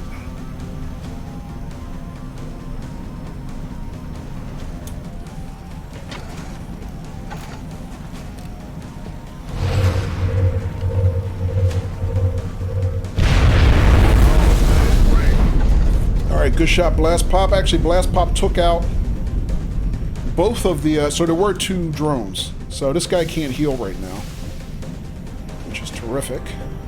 He's down to 12 health. Let's give Scott his shot. And this will probably finish this guy off.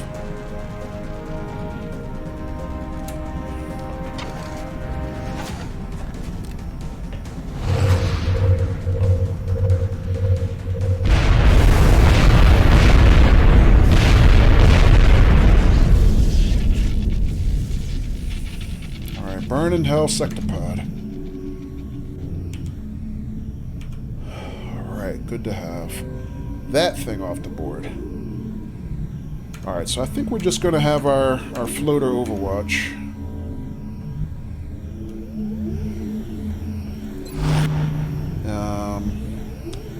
I'm going to have Donna pop the door just to see if there's anything else within line of sight, and then we'll make some decisions.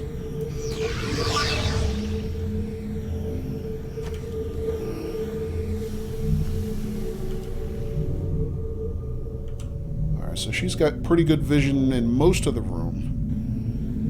Some shadow here and here. So, yeah, our first assault, we came through this way. This is like a center deck. But there's kind of a deck to the far right here. And we came into this from this deck on the left. So... we're really going to want to advance this way, kind of moving towards this room here. Should we scout inside, or should I just wait a couple more turns? We kind of nuked our forward cover this way, though. Could be something on this side that we haven't seen yet.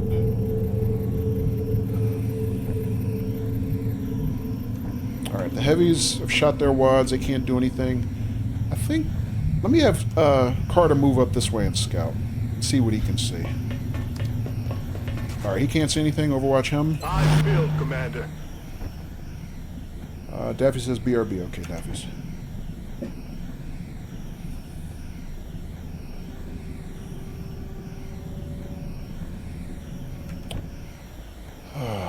Alright, Husky. Might as well overwatch Husky. Roger. I've got my eyes on it. And I think...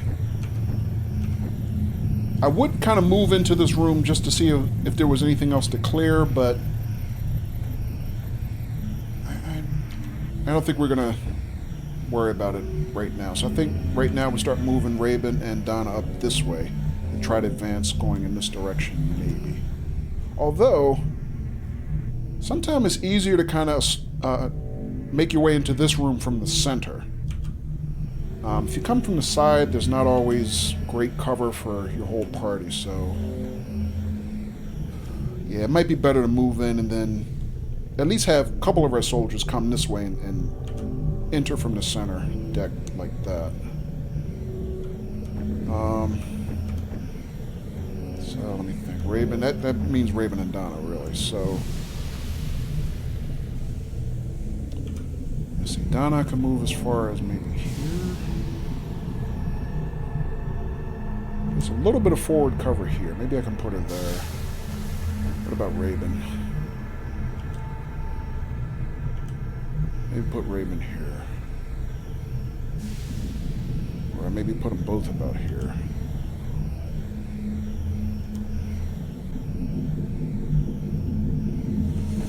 Let me think. How do I want to do this? Raven this way. Maybe here.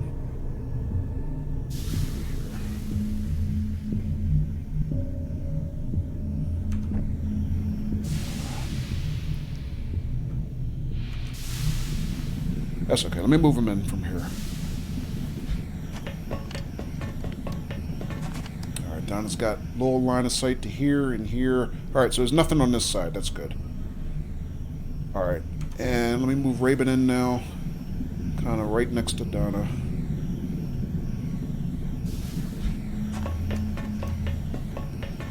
Overwatch him. On Overwatch. Put Donna on pistol overwatch, just in case something comes in from across the room. On Overwatch.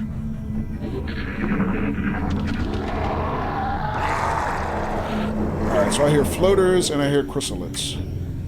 So no surprises there. I'm going to save here. Because I don't want to go through that grand entrance all over again.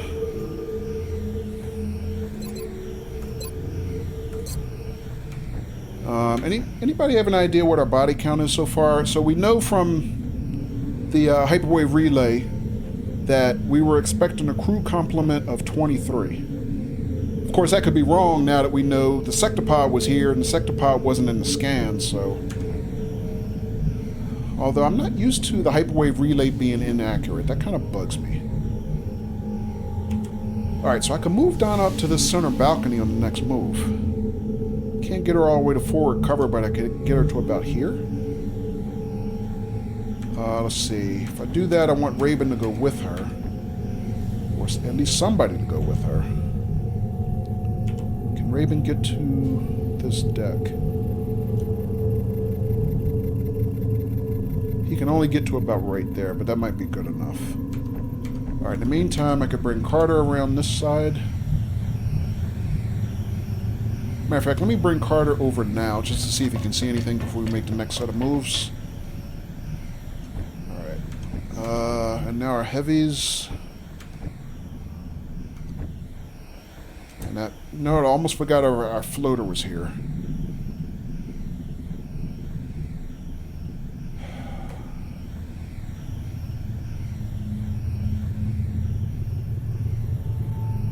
Man, I'd rather have this floater in front of us than behind us, to be honest. You know, to be honest, because I want him to do scouting. Kind of annoys me that I can't get him to do launching, though. But I guess this is considered an indoor map, so I can't necessarily launch him. So, alright.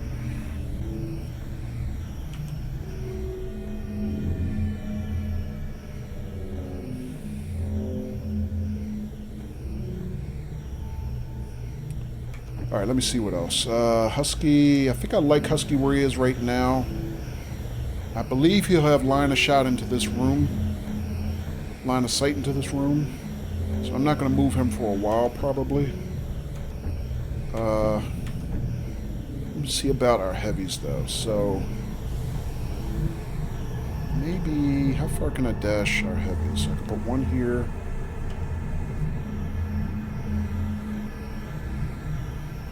Maybe I should look to move our heavies kind of up into the crow's nests here.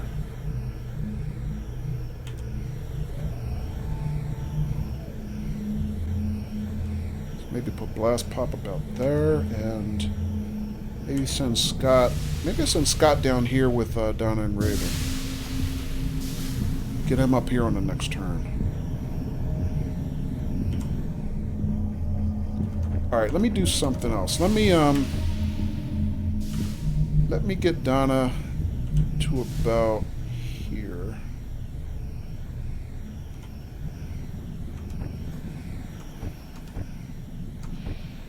And Raven also.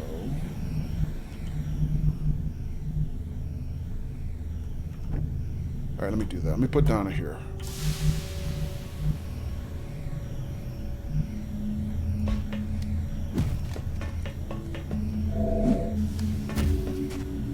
She's in a good spot. She didn't trigger anything.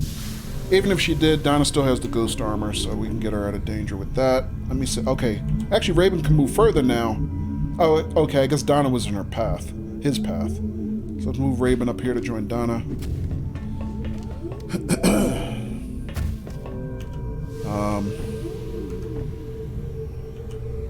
I wonder if I should get people some reloads before we advance. Actually, I should probably definitely get our heavies reloads, because they're about half clip.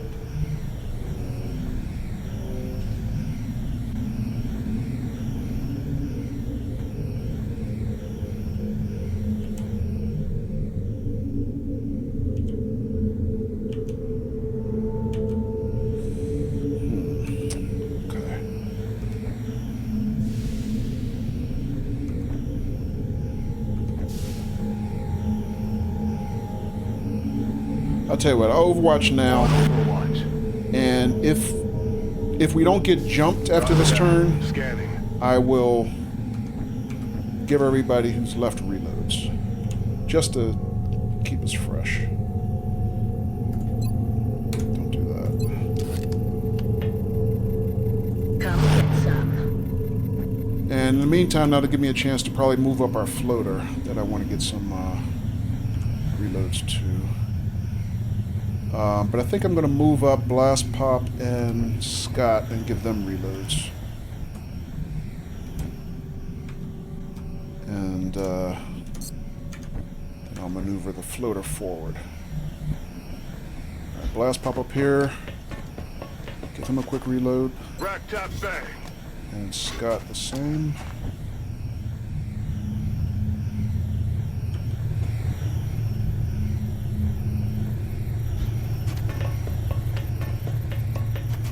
Ready to engage. And they got Husky watching their back, so they should be okay, even though they're not in cover. Overwatch Husky. Eyes peeled, Commander. And now we'll move our floater as far forward as I can get him. Let's see.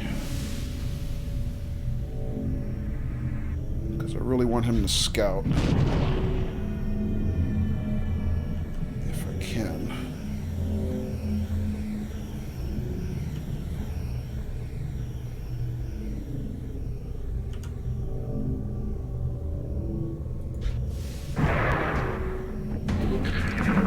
Oh, he changed, oh, I miscounted.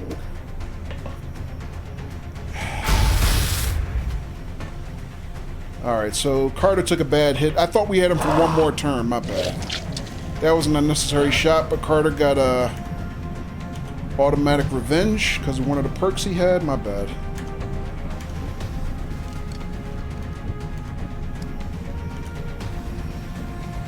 Alright, so Carter took 10 damage because that was a flanking shot for him. Oh well, I was hoping we'd get a little bit more use out of that that floater, but we did not.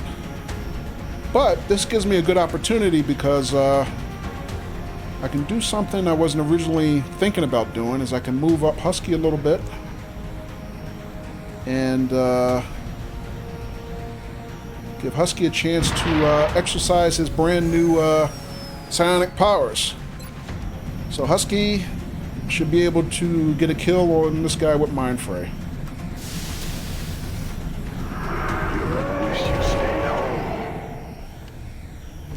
Alright, so unfortunately that guy gave Carter a nasty little hit. So he took 10 damage. Carter can only heal up to 6 damage himself. I'm probably going to need to get him near Raven to get Raven a full heal on him. So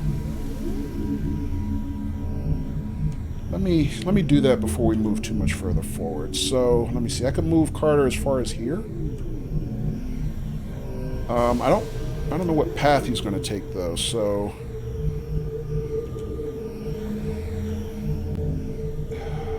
I don't want him to come around this way and trigger whatever's here, until we can get everybody else positioned and reloaded like I wanted to. So, alright, so that's a priority. Let me get Carter down here first.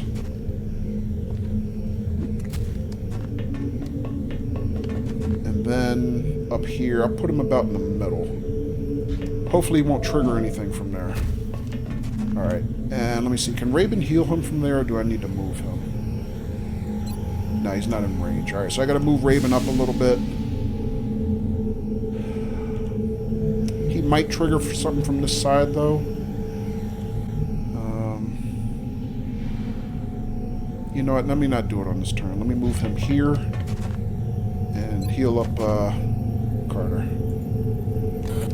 Come on, time to cowboy up. Alright, Carter's back to full strength. Alright, so meantime, let's move up Blast Pop and Scott.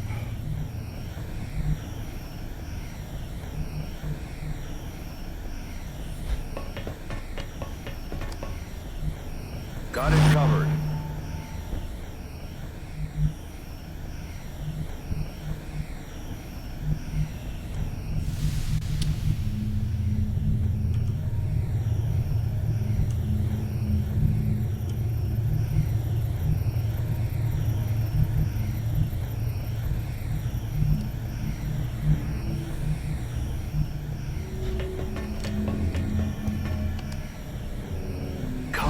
so.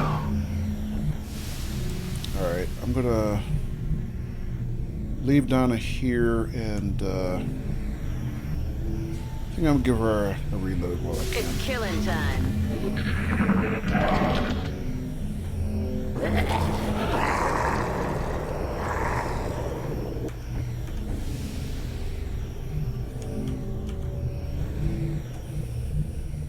Alright, Carter needs a reload.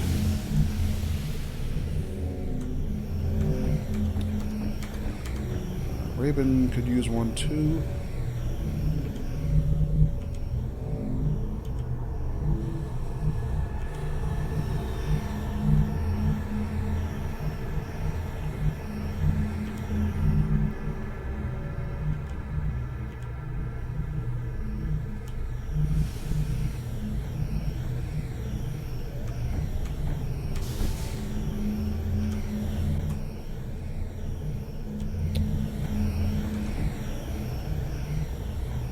I think I'm going to do something a little bit different. I'm going to move Scott up into this crow's nest and have him make the first move and see what he can see.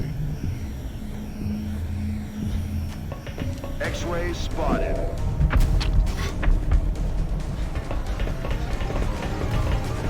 Alright, so we got 3 Muton Elites. And Husky has 1. 100% shot on that, 45% critical chance, but the other 2 moved out of Husky's range. Okay. So we know where they are at least.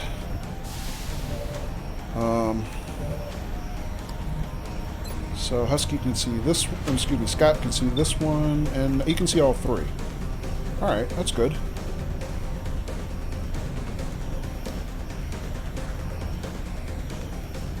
This might be a good chance for us to try to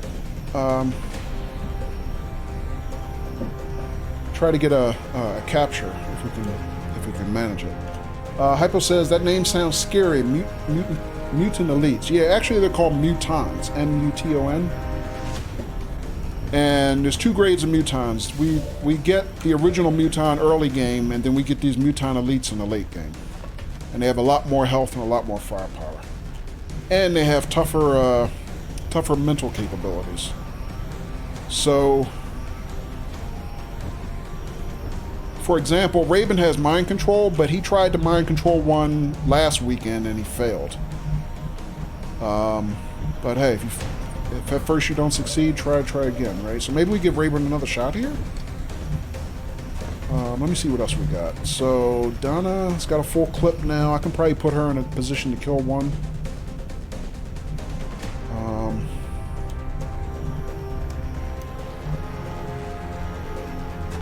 This could be a flanking shot, or actually Donna can move anywhere. I can get Donna anywhere in this room to kill any one of these guys. Alright, what else can we do? Our heavies are kind of, or our other heavy, Blast Pop, is kind of out of position. Although I can move him to about here, and he could be able to see the other ones. Or I could put him in the crow's nest with Scott.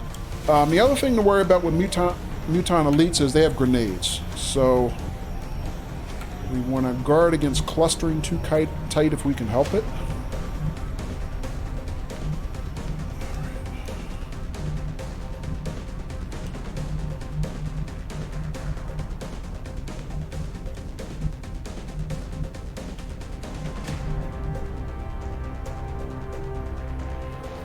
Hypo says don't blame Raven.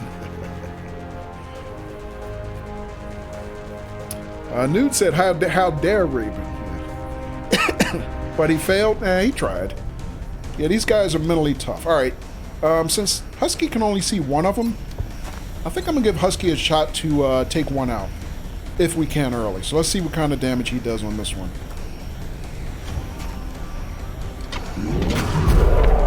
Whoa! GG, Husky one-shotted him. So good enough. Unfortunately, because that guy was in cover, that doesn't count as an in-the-zone kill for Husky. Otherwise, that wouldn't even have cost him an action. But that's okay, because we know how to get Husky rolling. Once he gets rolling, it's a thing of beauty. All right. So let's see what else we can do. Scott, I can have him take a shot on any one of these guys. I could have him drop grenades on these guys and soften them up. That might be worthwhile. He's got 2 grenades to give.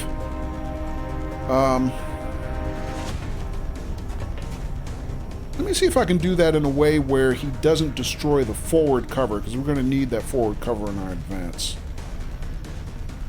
And then from there, between Rabin and Carter, they could probably clean up the other one. Let me think. If I want to try to get one of these in a capture mode, how can I do that? Actually, it would be a good chance to try to get Raven to do another mind control.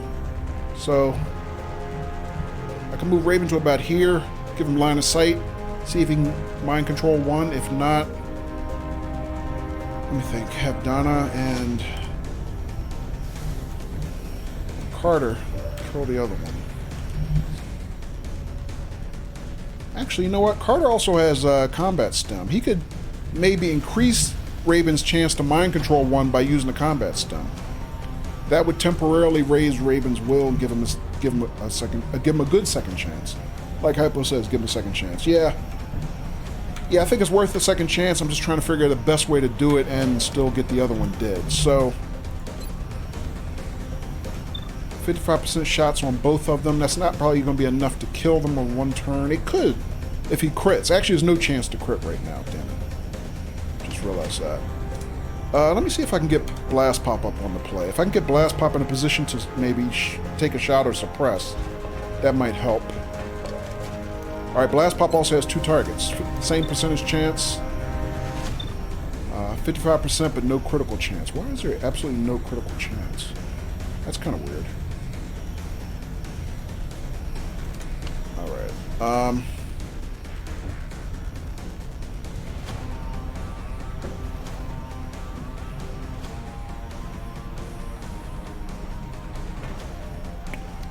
Alright, let me try something a little bit different. I only have 1 combat stem, but it might be worth using. Let me check real quick with Raven. Raven, his will right now is 77. So if I give Carter to use a combat stem on him, it doesn't say.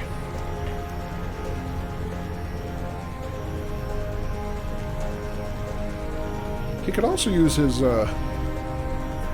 combat drugs. He has another way to do it. Huh.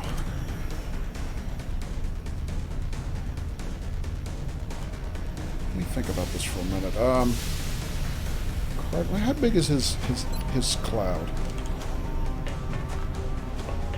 Big enough to cover all of us. Okay.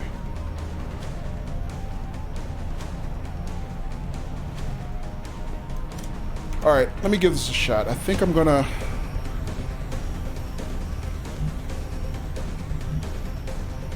I'm gonna move Raven up to here. Hope they're not in Overwatch, are they? Sorry guys, I'm juggling a number of things in my brain right now. Alright, let's move Raven to here.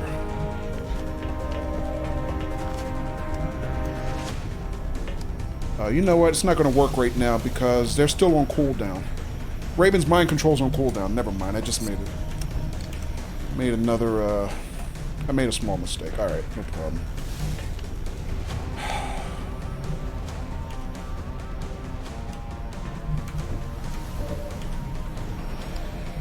I can fix that though. Let's see. Raven has. Oh no, that's not Raven. He does have Mind Fray though. Smoke grenade, you can use Mind Fray. You can also use Panic.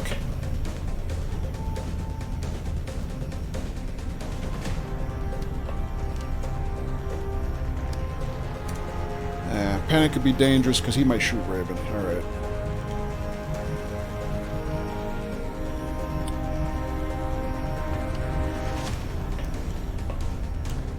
Alright, let me have Raven take this Mind Fray right now.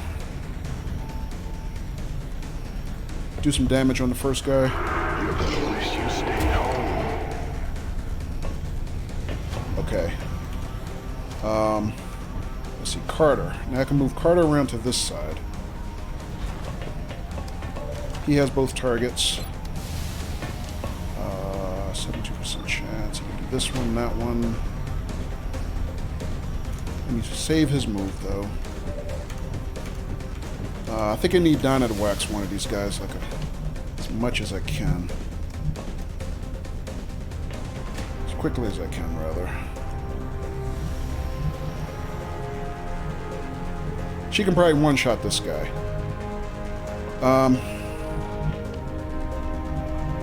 Where's a good spot for me to move Donna to and do that? Is that cover? That is. That should be a flanking shot for Donna. That's a dashing move, so it needs to be run and gun. Okay. Going in for the kill. Alright, see if we can get this guy dead.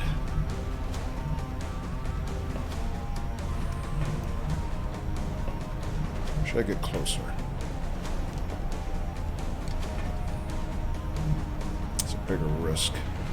Let's try it from here.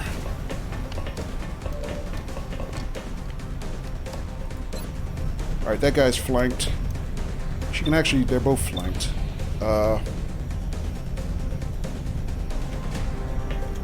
Is that the front one or the back one? Now I can't tell.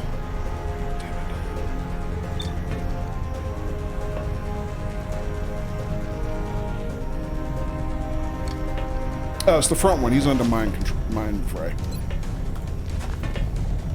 No longer a threat. Alright, that dude's dead. Carter, Scott, and Blast Pop. Alright.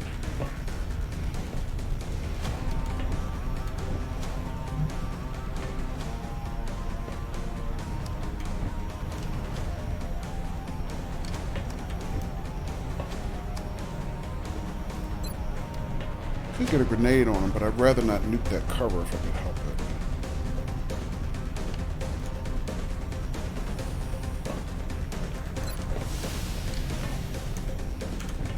Let me have Blast Pop take a shot on this guy while he's here.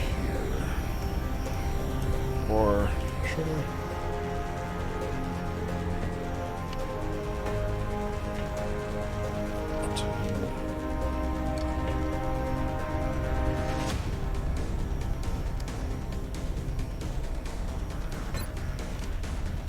Yeah, let me get some damage on him while I can.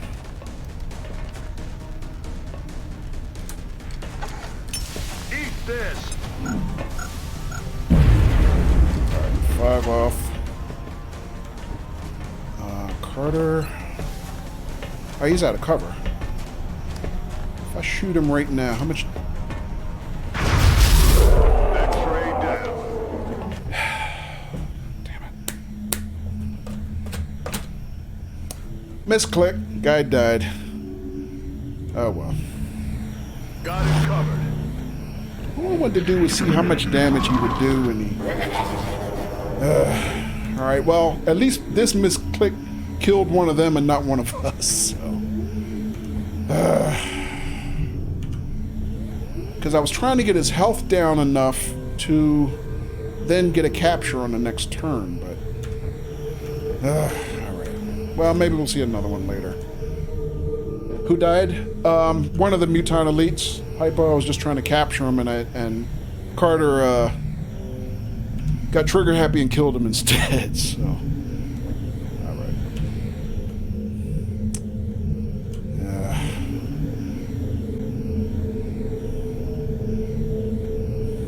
Not what I had in mind. Alright, let me move Donna to this side. And I just have her overwatch from here. Let's see. Also, who's carrying the arc thrower? Raven is, right? Or Scott. Or Carter, rather. Wait a minute. Is nobody carrying the arc thrower? Oh, Raven's carrying the arc thrower. Okay. Alright, let's move Raven down to here.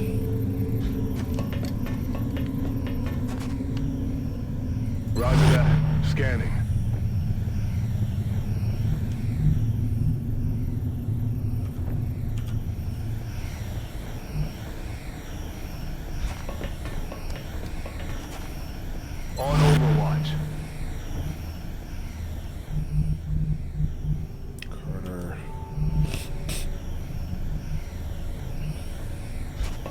give Carter a reload. Good to go. Scott, I think I'm gonna leave Scott there for another turn. I think we start moving Husky over a little bit. Can I land Husky? Preserve some fuel? Probably can.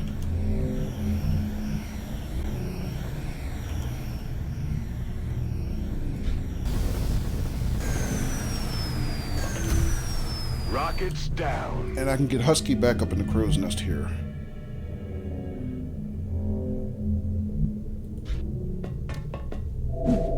That's a good spot for him. Scott. Just leave him on Overwatch for another turn. Overwatch. Aye, aye.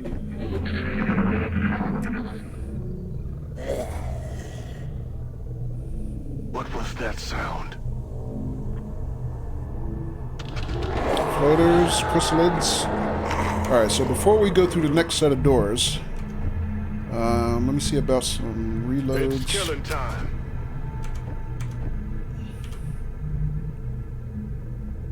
On Overwatch.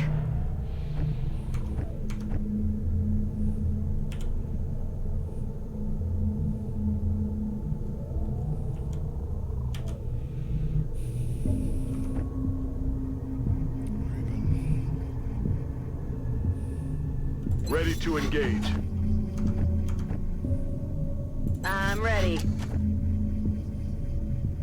Roger that. Scanning. Hey, you know, this battleship's a little different, too. There's some... what used to be cover on this approach that's not here anymore. At least Overwatch. compared to the Aye, last aye. battleship. That's gonna be tricky. Alright, alright, so let me set up. So we're gonna look to breach on two sides. Or should I? Actually, maybe I shouldn't.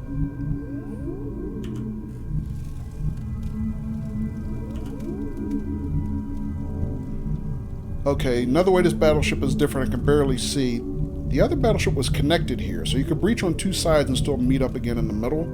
This one, they're two completely separate advances, so I don't want to go that way, I don't think. Or at least I only want to go one way and not two. This is going to be tricky.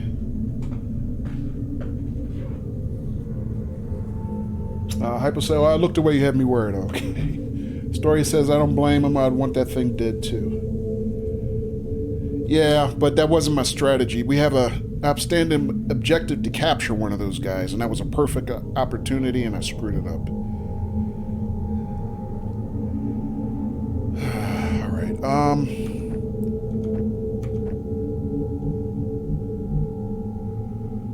All right, so it's going to be hard for us to get through one door,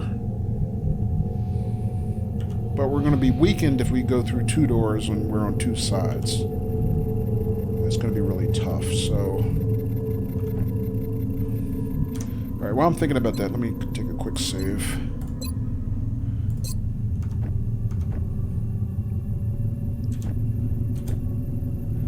All right, I think I'm going to move everybody around through one door. I don't want to split our forces if I can help it. So, let me think. Husky. I think Husky's in a good spot to snipe from where he is. Everybody else needs to move forward. So, let me start with Raven maybe for a change. Maybe I can move Raven to scout this way. See if he can get a peek through here.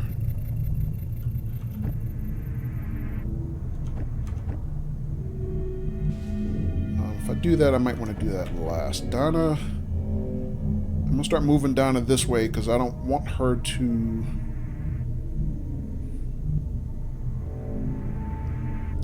I don't want her to be...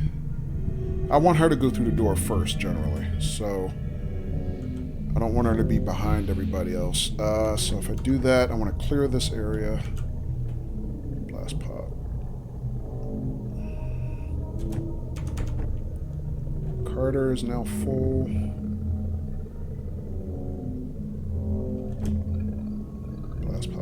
further forward. Alright, let's try this. Carter right behind him. Overwatch. Aye, aye. Overwatch. Aye, aye. Alright, they're not in cover, but that's the best I can do. Move Donna to about here. And I'm going to bring Raven up to scout from here, I believe. But maybe not right away. Or actually, you know what? Maybe I'd rather have Raven...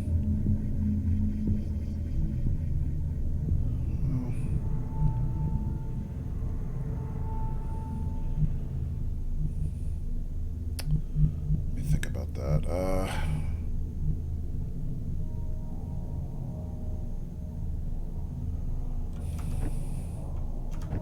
Alright, let me think about where I want to put Scott, though. Is that dashing, really? Let's bring Scott down. Moving to Overwatch. Alright, Overwatch Husky. On Overwatch. And Raven, I'm going to move Raven this way.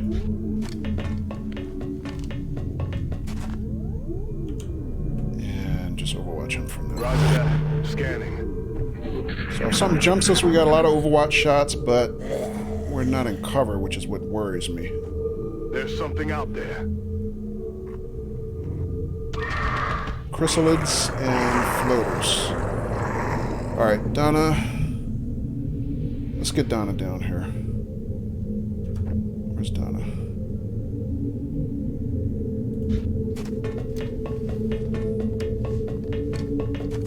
Alright, can I get blast pop down on the door with her? Yes, let's do that. We'll muscle up front. Carter. There's no cover here. Put him right here for now. At least he can get a shot if something comes. Assuming we don't get cheated out of it. Scott.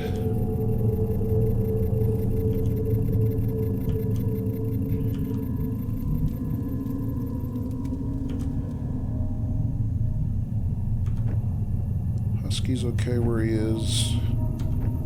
Raven, where's Raven? So my thought was to have Raven come up forward and see if he can see anything. Still might do that though. Alright, but so let's see. Raven, Scott, and Husky, right? Okay. Scott. Let me get Scott down here.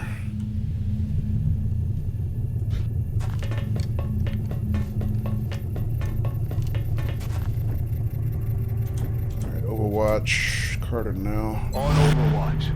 And blast pop. Or should I use him to pop the door?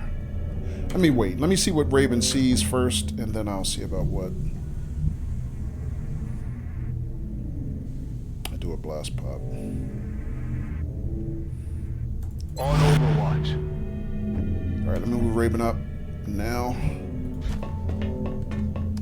He doesn't see anything. Okay. At least not from that angle. Roger. I've got my eyes on. Alright, I'm not going to have blast pop open the door on this turn. I will do that the very first move next turn.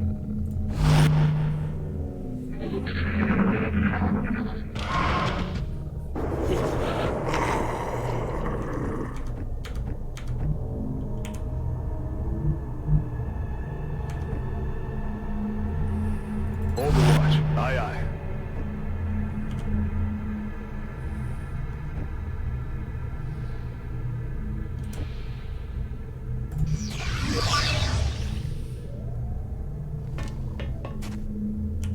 Nothing? That was a hell of a lot of noise for nothing to be there. Okay. Not disappointed, I'm just surprised. Alright. Can I get Raven around here on this turn? Probably not.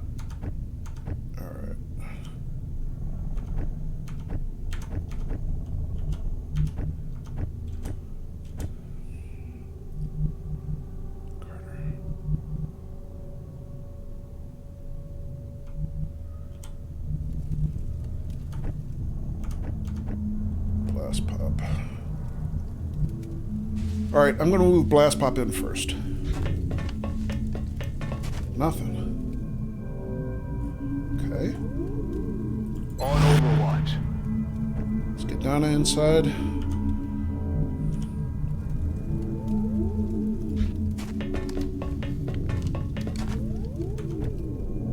Scott.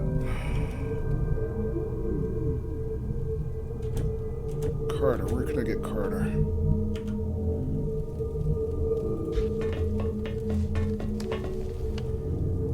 I feel, Commander.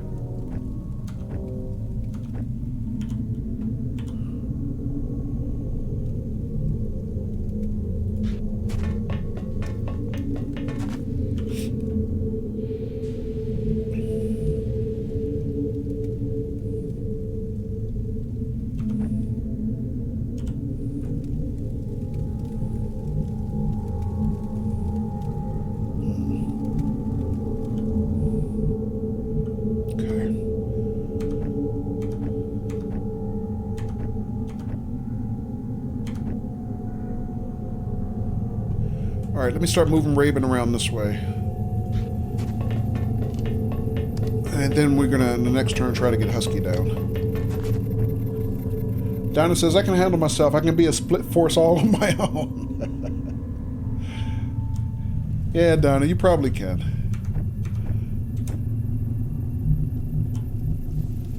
But like I said on the highlight from last week, or actually from I stole the I think Hypo is the one who actually said it. Teamwork makes the dream work. So never try to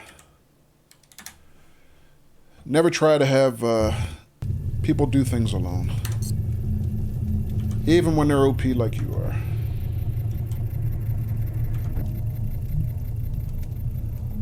All right, I'm gonna have Donna move up slightly though.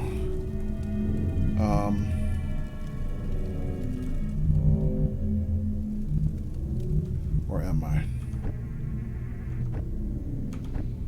Nah, I think I'm gonna wait one more turn. I'm not gonna do that yet.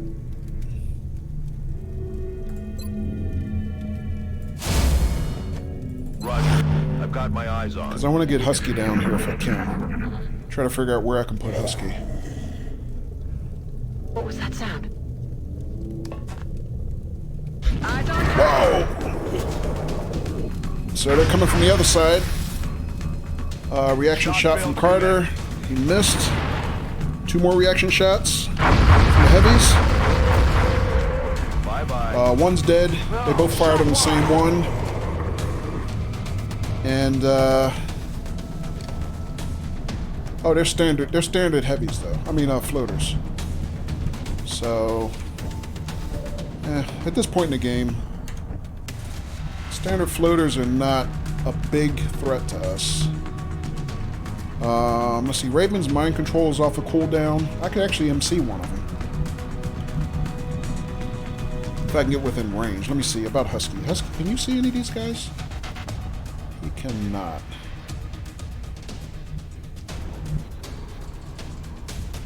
If he was about here, he might be able to snipe one of them, though.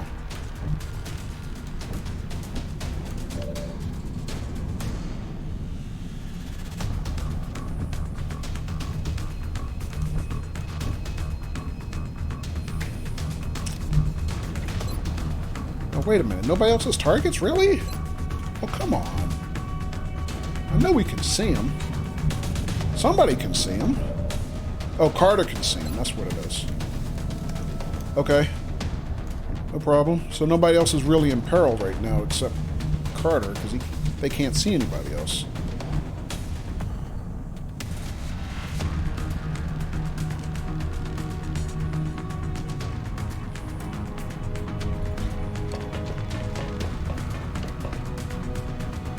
Raven can't see him from where he is. Really? Come on, game. He's right next to Carter. That doesn't make any sense. 1 tile difference. Jeez. Alright.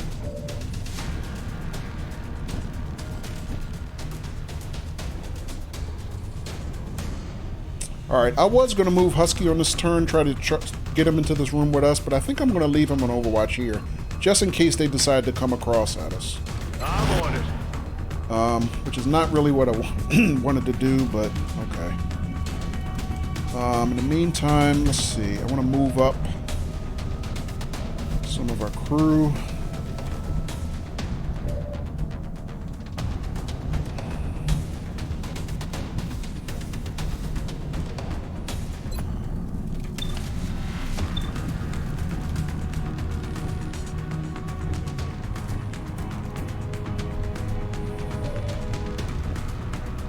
Alright, so let me see. Blast Pop can move to here. Scott can move to the same point. Maybe he can move further once I move Blast Pop. Donna can move further up. I can move her here or here or here.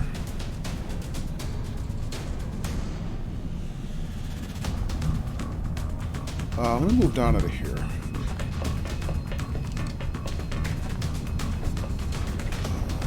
Blast Pop here and Scott.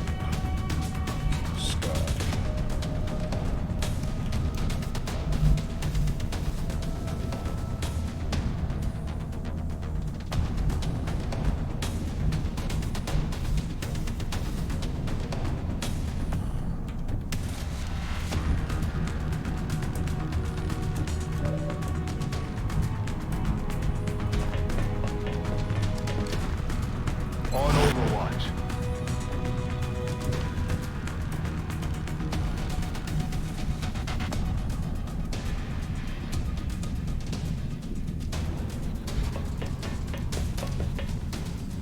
On Overwatch.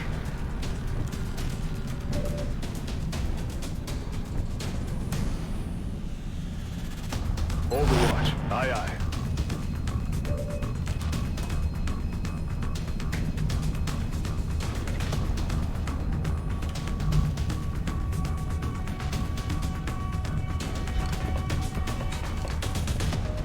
Roger that. Scanning.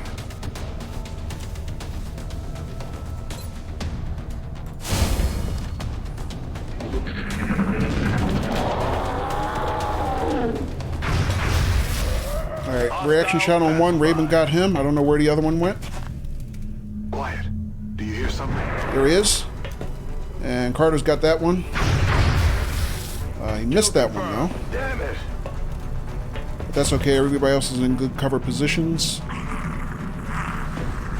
They're backing up. Advance. Husky, tell me you got somebody. I get the feeling Husky's sitting back here bored right now. Alright, Raven, tell me you can see this guy. You can.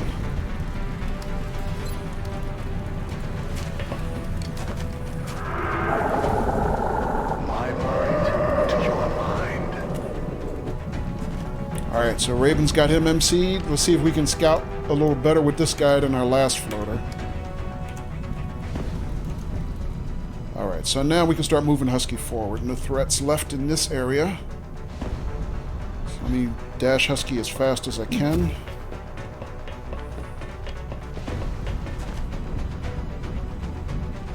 Alright, Blast Pop. Scott. I'm going to put Scott on the door with Donna.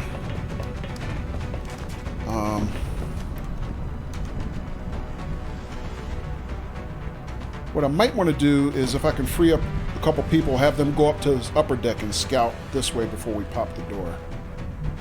Or we might not actually have to. What we might be able to do is have the floater on the next turn go through this way and scout for us. Although it is usually good to have high ground advantage anyway. Problem is, I don't know we have a lot of good cover up here, but we'll see what we can do. Alright. Let's see, Blast Pop.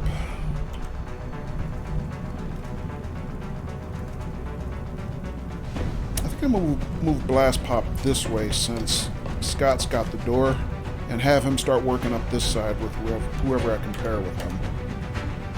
Which is probably going to be Carter at this point, because Raven's already used his turn. Get Carter to about here. I feel, Commander.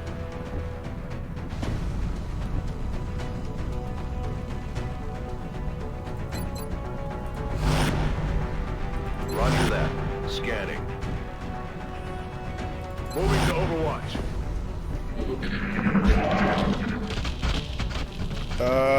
So we got eyes on chrysalids. Blast Pop has a shot. He destroys one. Carter's got the second one. Put 7 damage on that, not a kill. So one's still alive, but almost dead. He moves any closer, Donna's going to do a free shot on that one. And there's a second one out there somewhere we need eyes on. But before I do anything else, I need to get Husky in here.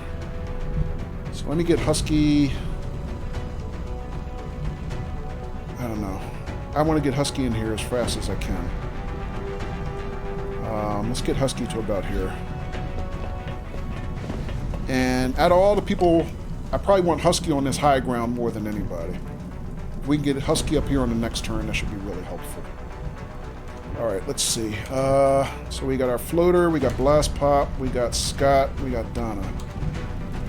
So, and Braven, alright. Still got mostly all our turns. Let me see if we can get the floater through the door to scout. I kind of don't care whether the floater is on offense or not. I just want him in here.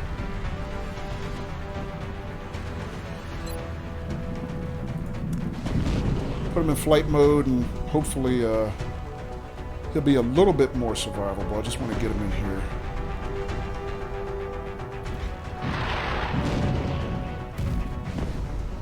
Alright, floater's got eyes on one chrysalid.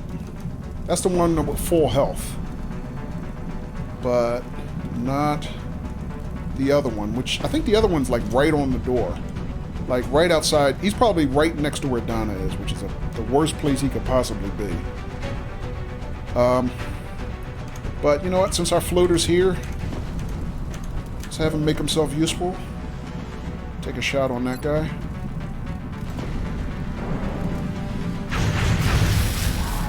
He does, I don't know how much damage. Looks like less than... Oh, he did 4 damage. Okay.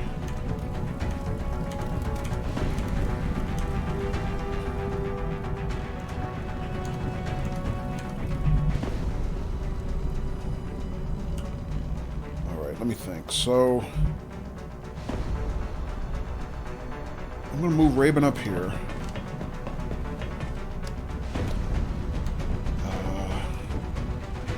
I want to get Blast Pop and Carter up this way, but I think we were to deal with what's on the floor first. So let me pop the door, see what we can see. Whoops. That's weird. Why can't it open the door? Hang on.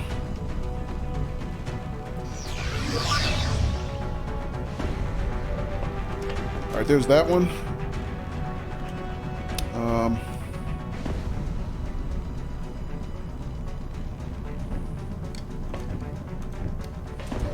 Alright, who has targets? Raven. He's got both of them. Does not have a good shot to hit with Mind Fray. Interesting.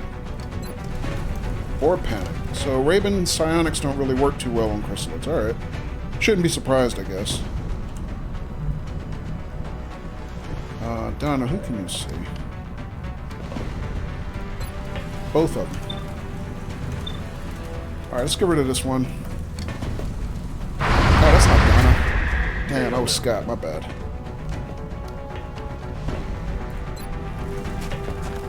He can actually solo both of them. Let's have Donna have a little fun, though.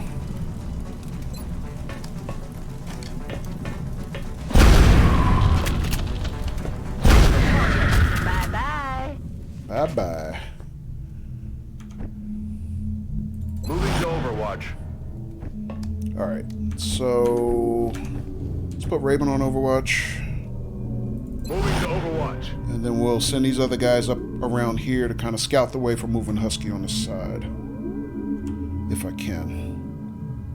Let's see, Blast Pop can go here. Carter can go here. It's not cover, though, is it? No. Alright, let's move Carter first.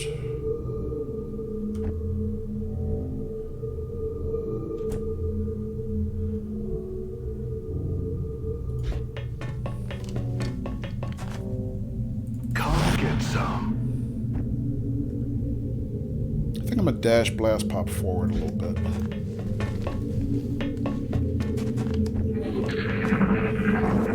Hey, Droogie. Final assault on Manfred. Nah, I wish it was the final assault. Hypo said, I came up with the title for that clip. Yeah, I think you did, Hypo. If I remember correctly. And welcome back, Hypo. You left before and came back before I saw.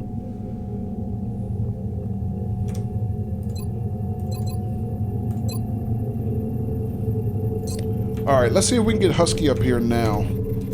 Find a prime sniping position for him before we go any further. I'd really like him to get up here, this high crow's nest. I think that would be terrific.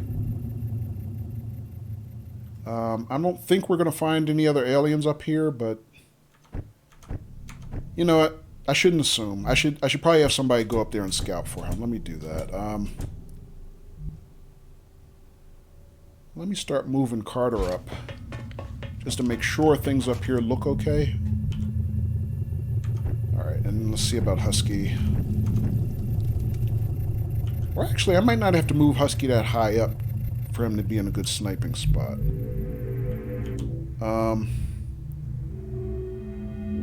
I mean, anywhere up here would be good if I can just find him some cover.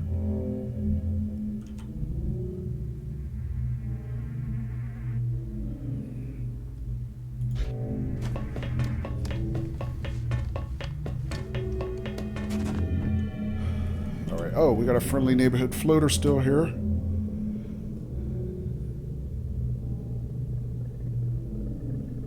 And I don't know how many more turns we're going to get use of him, but why can't I? Is he stuck? I think I got him stuck. I can't seem to move him. Damn it. What did I do? Wow. Uh-oh. Got a little glitch here. I can't seem to find a spot to advance the floater.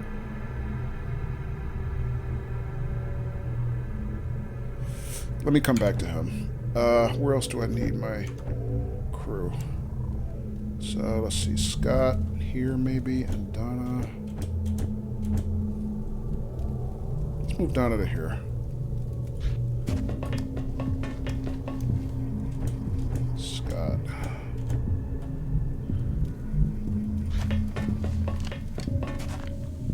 Raven. Let's get you in here.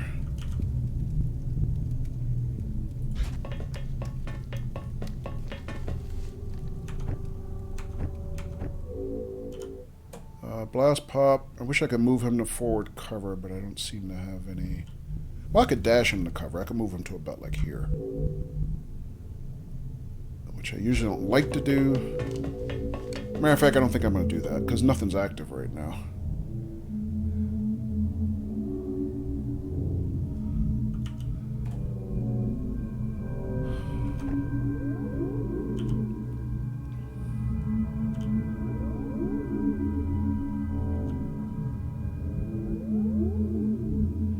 Oh, you know what? I can move Carter up here for some loot. Might be worth doing. Let me just do that. Alright. So, 2 fusion cores we can capture here. One on the other side. This damn floater, though.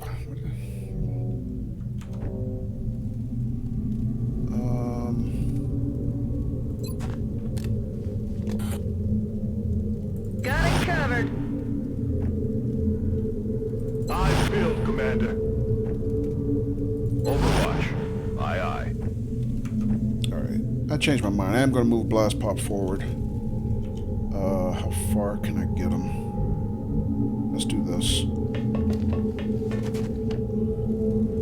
And now see what to do with this damn floater. Why can't I not? I cannot seem to move anywhere.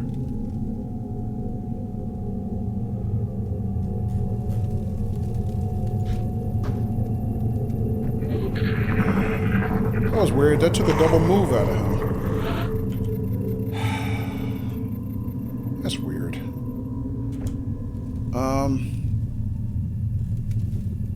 Damn Damn. You know what? I can't move him again. Maybe if I toggle him out of flight mode or something. I don't know.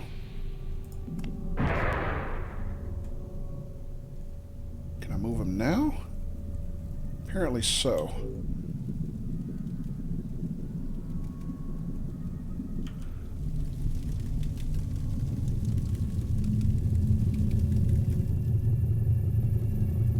Oh, wait. Now he's... What? Okay. I don't understand what happened, but... Alright.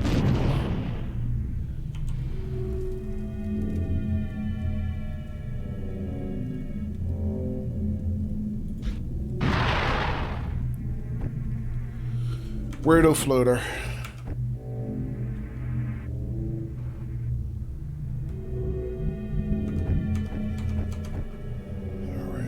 Let me see. Blast pop. Husky.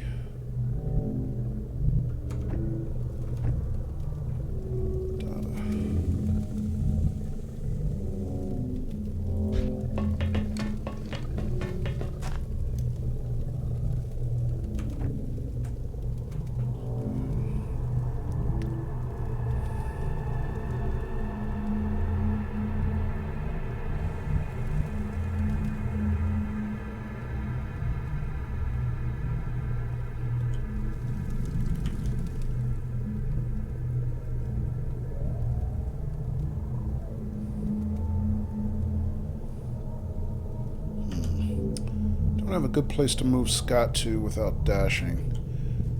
And I'm worried about this floater turning on the next turn, so I'm going to need to set up some Overwatch shots. So let me just move him here, I guess. Overwatch. Aye, aye. Raven, move you up next to Donna. Roger. I've got my eyes on. Come get some.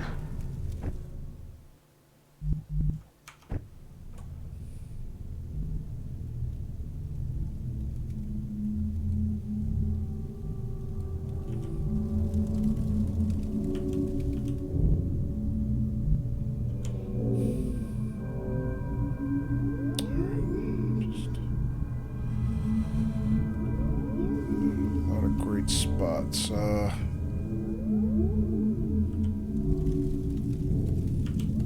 Tough transition. Let's move Blast Pop here.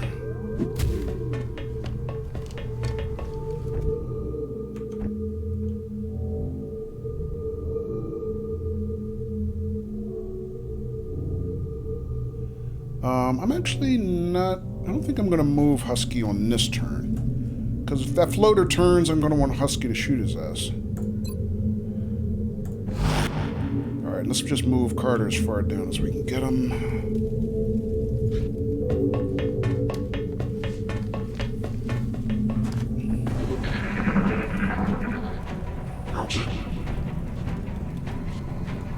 Shut up. Listen. Yep, floater turned. He didn't move, though. Interesting.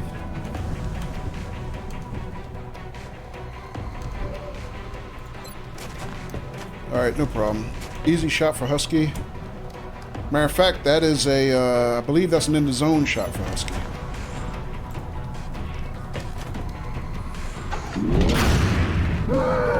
See you in hell. Yep, in the zone. Doesn't even cost an action. GG Husky. So that was good, like he never existed. And let me see. Raven, how many more turns before his mind control is off cooldown again? 2 more turns for Raven's mind control, so that's good. Meanwhile, let's start moving up. I'll put Raven to this side. Eyes filled, Commander.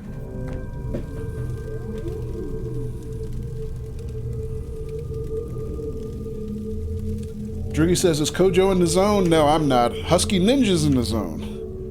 This dude right here, that's our second sniper. Alright, Scott, I'm going to move you up. Let me see, Blast Pop, move you up.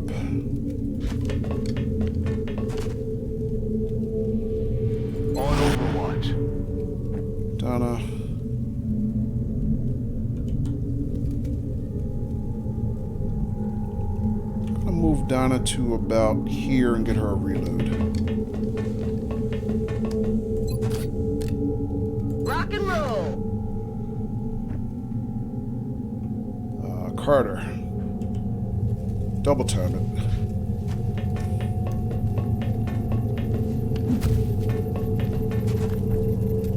Scut.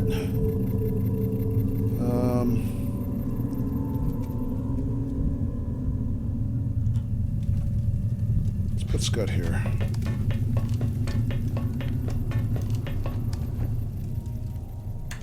And Husky. Start moving Husky up. I think right here is a good spot just for Husky to camp until we breach the next chamber. So on our last trip to...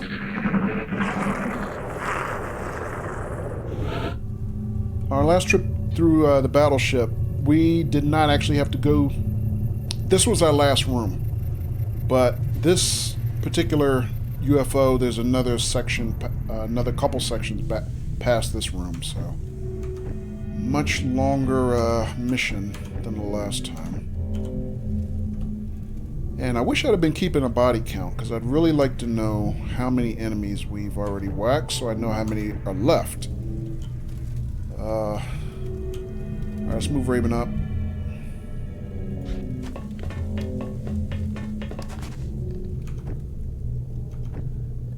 Matter of fact, I think I'm going to have to make a command. I'm going to have to make a command for...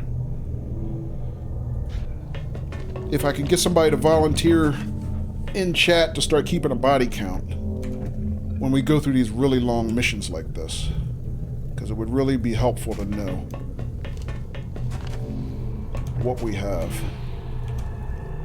Alright, Scott, I'm going to move you up to about here. Reload you. Reloaded. I'm gonna reload Blast Pop while I can also. This.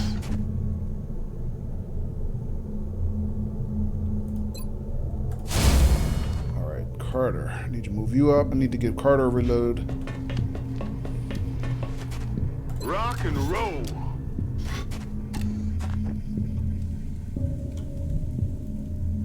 Got it covered. Guy says in the zone is the best zone. Yeah.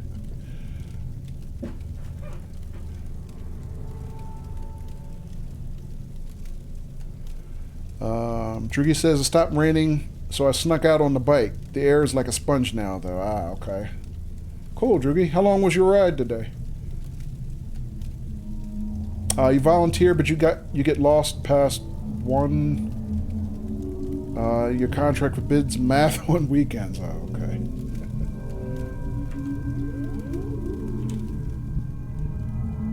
Let's see. Husky, we can overwatch you from here.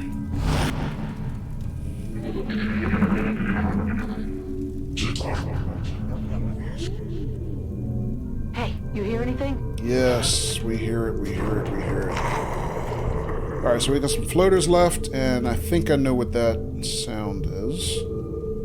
So let's move up Carter. Let's move up Raven.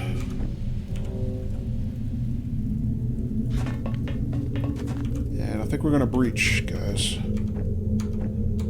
So let me get Husky on Overwatch now, just in case. Should I move Husky up a little further? I mean, I don't really have any cover for him, so... And we got a really high bulkhead here, so I can't fly him.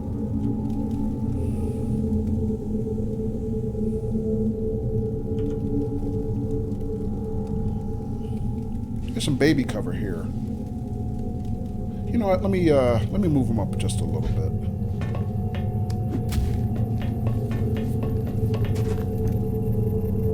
Guy says you think 9, but you were late to the stream, so I might be wrong. Excuse me. Pardon my cough, guys. I developed this little tickle in my throat just before I started streaming. I'm not sure what that's about.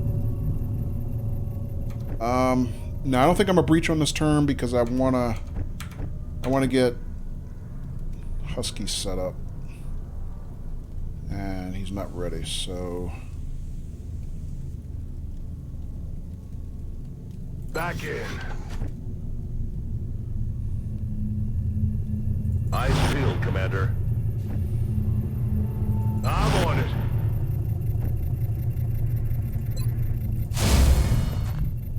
Moving to Overwatch.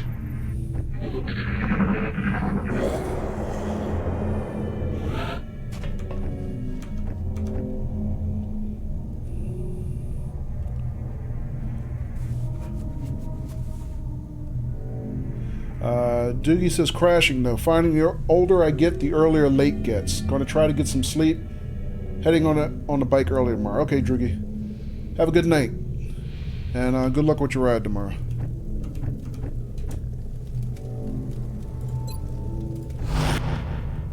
Alright. Donna popped the door. Let's see what we got.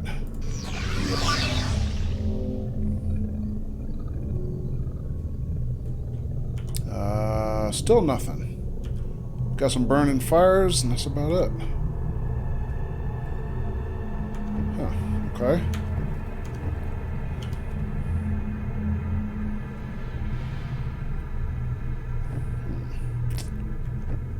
Alright. So, let's see. We got 2 doors to breach. And I think the side balconies from that area, so...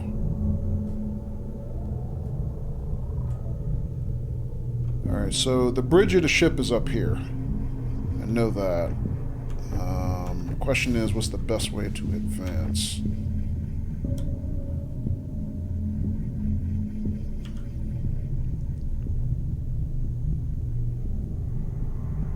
Let me move Donna in first, see if she gets eyes on anything. Nothing. She can kind of see what used to be a power core here, but looks like it was destroyed. This was a shoot down, so it's a lot more damage. Alright, Blast Pop. Let's move Blast Pop in, see if he can see anything. Maybe to about here. Here they come. Whoa!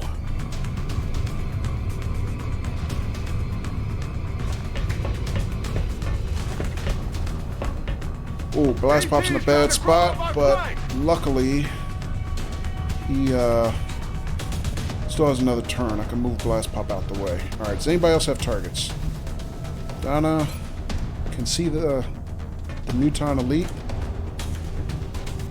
I think if I remember correctly, I also heard floaters, so I don't think these are the last 2 aliens. Let's see, Raven. This might be our last Muton Elite, though, so this might be our last chance to actually get a capture. Let's see, Blast Pop is flanked, though. I gotta move him, which means he won't be offensive on this turn, unless we can get this guy killed on this turn, which I doubt. Let's see. I could get Donna into the room, though. We get a better idea of what we're dealing with. She hasn't used our ghost armor all night. Or could I get her to high ground here? No, not quite. If I get her in the door, is that actually cover? Can't really tell. I think it would be, just judging by the width of the door, but can't say for sure. Alright. Let me see. Scott. Scott has another grenade. Is this Muton in grenade range? It is not. He does have another rocket, though. And he's certainly in rocket range. That would do 9 damage out of 14, 9, 10, 11, 12, 13. Nah, rocket and a grenade would kill it. We gotta, if we're gonna try to capture it, we gotta figure out a way not to kill it if we can help it. Alright, Carter. I can move Carter to about here. But he probably won't have a good shot. I mean, this Muton's behind full cover, so... Yeah, Blast Pop is just in a bad spot. Just a tough move. I shouldn't have moved him there.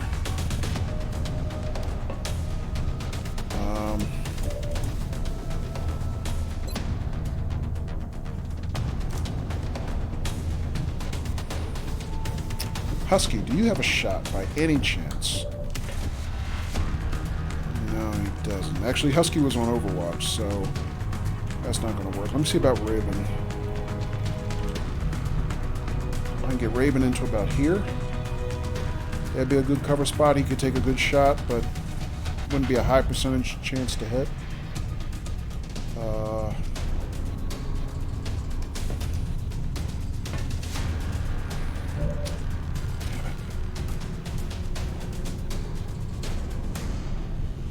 Although, you know what?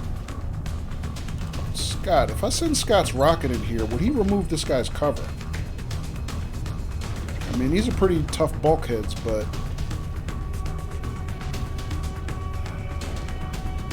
Nah, I don't want to do that. I'll tell you what, I think I'll move Scott in here.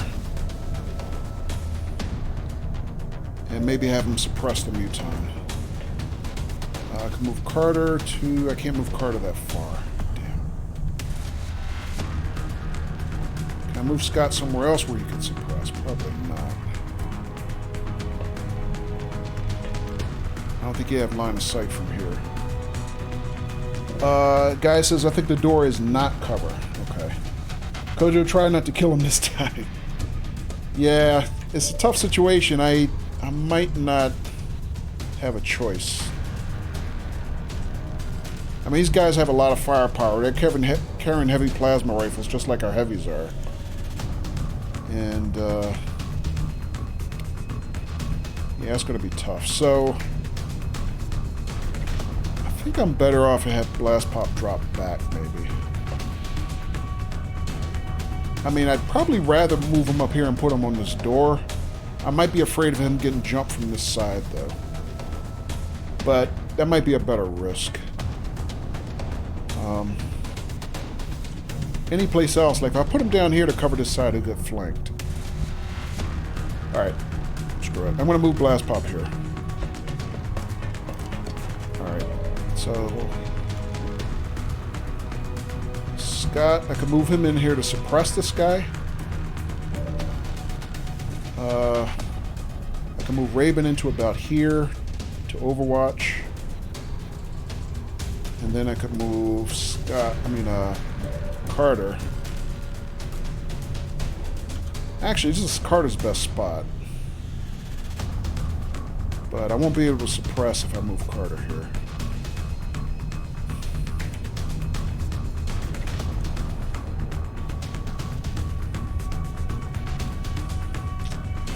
Grr. Any place else he'll be flanked though. So, alright, screw it. Scott suppressing, I think, is a better option than Carter overwatching, so let's do that. Alright, Scott's got a full clip. X-ray locked down. Alright, so I'll reduce his offense. Hopefully he won't take a shot at anybody. And we'll move everybody else in. See, Donna can see him, right?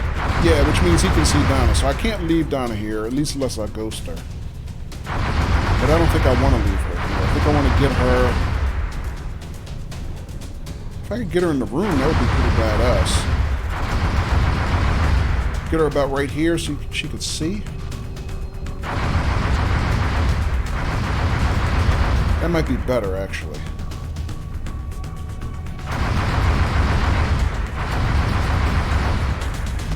Or maybe I just put her on the door and be a little more conservative.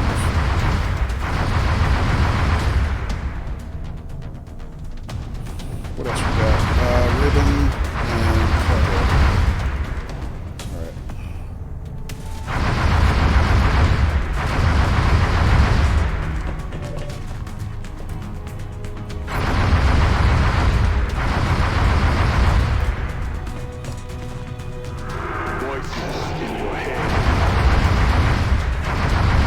Alright. So we got Raven to mess with the man's mind a little bit. Reduces his offense even more. And now I gotta get Carter in here someplace useful. Let's see. So I got Raven on this side, maybe Carter on the other side. But I got no good cover for him.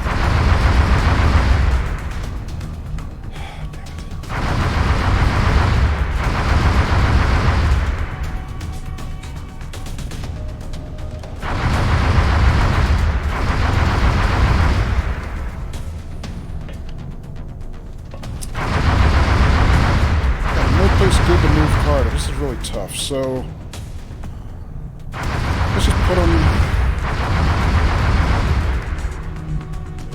Oh man! Just leave him on the door. I don't know where else to put him.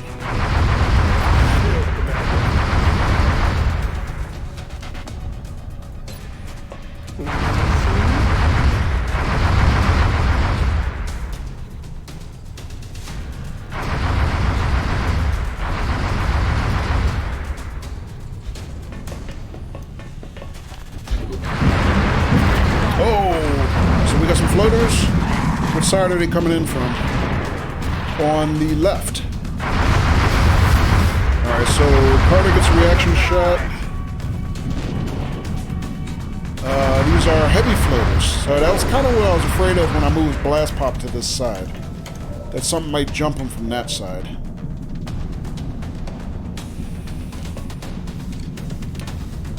Alright, let's see. Blast Pop. Move though.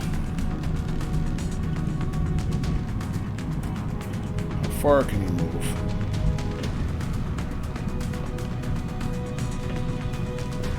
Or he can just stand here and shoot him in the face.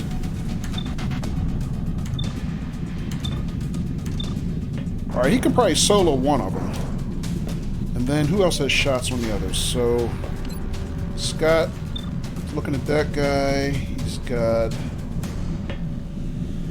this guy for 45%, that guy for 65%. He's got one of them flanked. Okay, so this one is probably a kill shot for Scott if he hits. And then that third one, who could get the third one?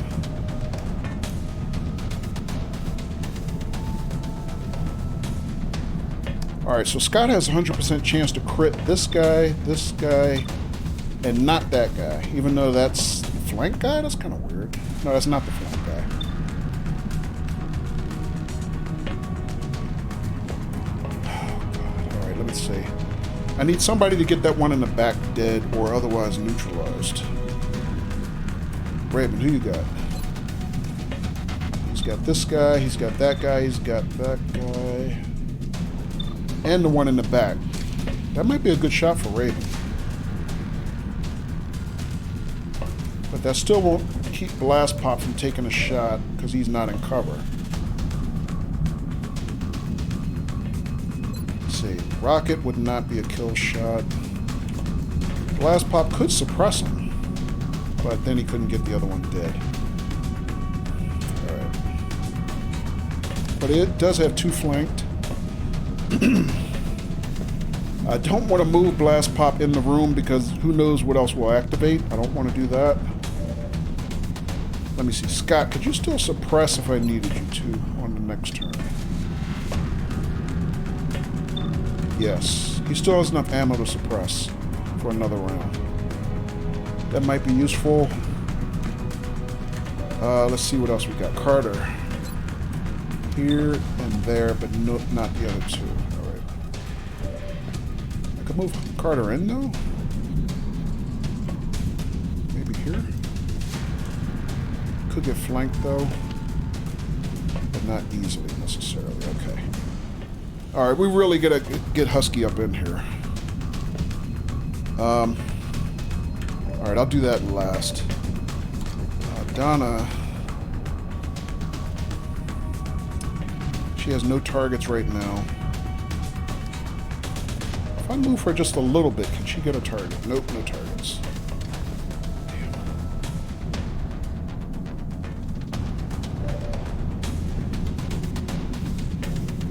Alright, tell you what.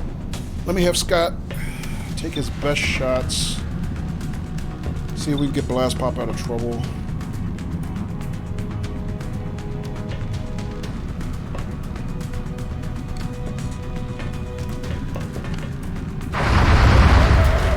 One down. Neutralized.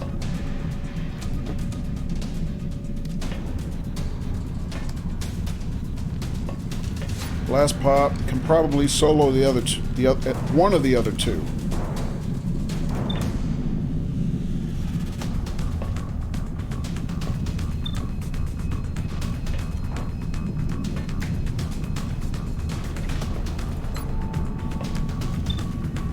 Probably this one. He's got this guy flanked. Alright, good. X-ray down. And he can actually... Well, no, he probably wouldn't suppress this guy on his own. Scott, can you suppress him? I might need Scott to suppress this one, though.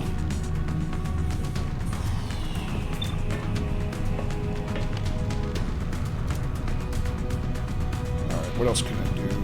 Let's see if we can get Carter... If I get Carter to move in and kill that guy, that might be even better.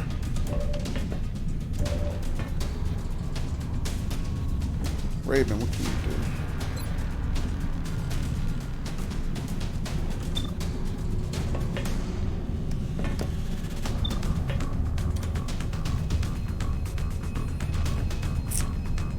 do? Oh, dangerous, dangerous stuff.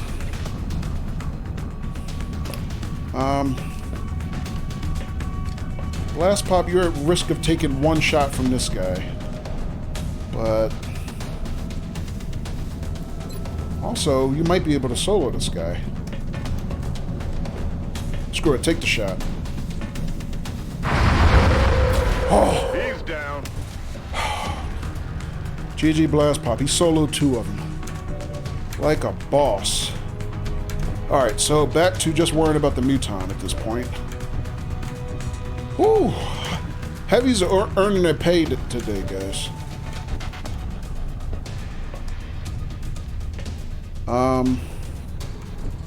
Let's see, Raven. Can Raven get a shot on this guy? See if we can reduce his health a little bit more. He'll do up to 8 damage. If he doesn't crit, that would be perfect, actually, for our capture opportunity. Let me have Raven take the shot. Hope he doesn't crit, but if he does, oh well. Oh, perfect! So Raven took him down to 1 health. That's exactly what we need. Let me have Scott suppress him with what's left of his ammo. So he won't move or attack. And we might be able to get a capture on the next turn if I can set it up. Maybe. Or mine... capture, rather. Alright. Let's see. Hypo said, damn, that was good. That was lucky, Hypo. And we need a little luck. Guy says we need him alive, yeah. So I'm gonna leave Donna here for now. Or I could ghost Donna, move her in and scout a little bit more. That might be better. Also, I gotta think about who is it that has the capture device. I think it's Raven, right? Yeah, I think I gave it to Raven. So Raven, I gotta get Raven in a position to capture this guy in the next turn.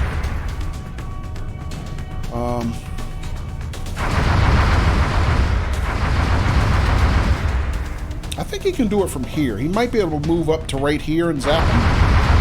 If that doesn't work, then we gotta get him dead. We're only going to give it 1 shot. I don't want to take a risk and put us in a bad situation. Alright, so we got Husky and Carter. Let me get Carter up here with Donna. And hopefully they can work a 2-man game going through that door on the next turn. And we got to get Husky forward.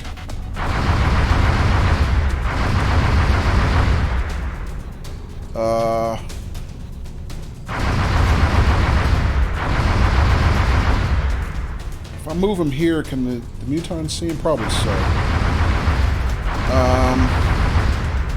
Damn. I need a good spot for Husky to come in here, but not be in a position to be attacked by this Muton.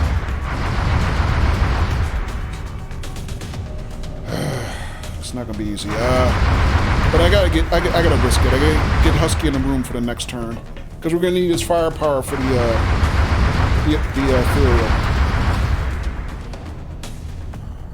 Come get some.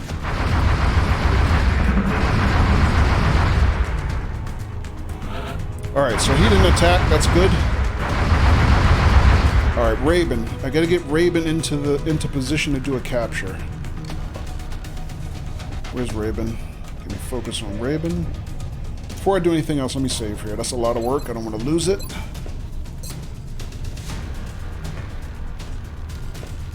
So here's the capture circle. Does that circle cover the lower level? It doesn't look like it.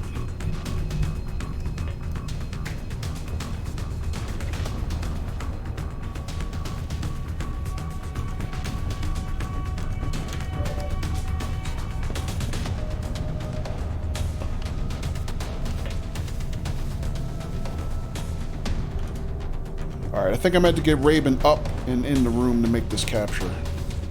And that's going to be tricky, so... But I can get Raven in the room on one turn. Which means I need intel. I need somebody to go in the room and see what else we got. I'm thinking we only have this guy in the ethereal. Alright, so Raven... Scott can't suppress again. He's almost out of ammo. So I gotta move him and then get him some ammo.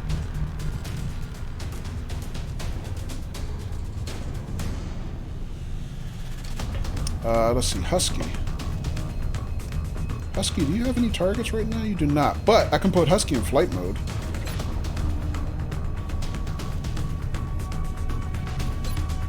Tell you what, let's get Husky in a useful position right away. Now, unfortunately, Husky's going to be in a position where we could probably... He could probably get shot by this guy, but Husky's wearing... I mean, the Archangel armor is still pretty tough, so Husky might have to tank one shot, but we'll see what happens. Alright, let's put Husky about...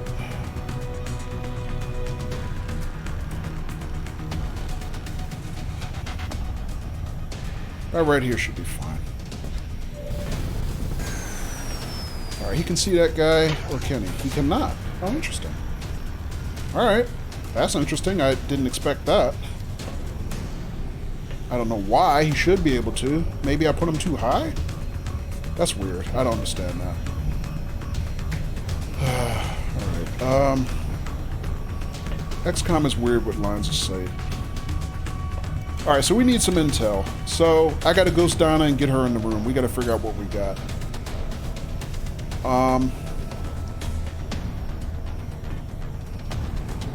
Donna still has 3 more ghost armor turns. Why am I stuck? Actually, before I do that, how far can I move Donna? Here. Well, that's on one turn. It's not running gun now. Move down as far as here. Alright, let me ghost her now, get her in the room. Actually, before I even do that, let's pop the door.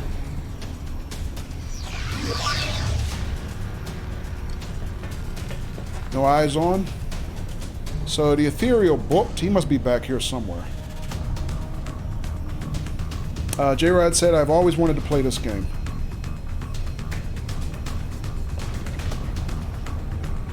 Yeah. Yeah, I've been playing it for a while, J-Rod. I originally started playing on when it was on the Xbox 360. Probably like around 2012 when it first came out. And, you know, I've had a couple playthroughs now, but this is my first playthrough in about 3 years. I haven't played it since 2016, and this one's on PC. Alright, let's see. Alright, so I think it makes sense for us to move Donna in. I'll tell you what, let me ghost her and then move her in.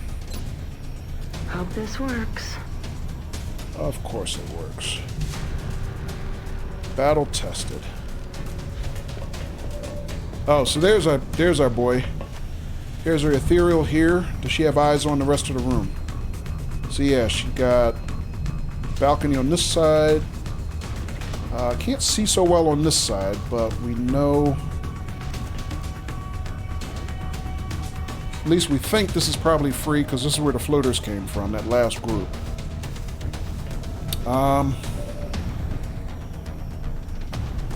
Alright, so Blast Pop is on the door. Here's what we can probably do. I can probably get Blast Pop to move in the room and probably suppress this guy, just to protect everybody else. and move Raven up into a position where he can capture him the next turn. Let me see, where's Raven? We're probably gonna have to dash Raven on this turn. Yeah, Raven I could probably dash as far as where Blast Pop is now. That should be close enough.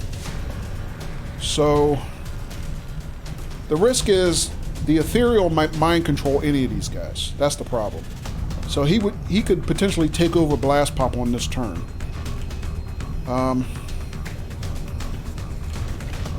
But that might still be good enough for us to get what we need. Alright, so let me pop the door here. Blast Pop's at full strength. He's got plenty of ammo. Let's move him into here.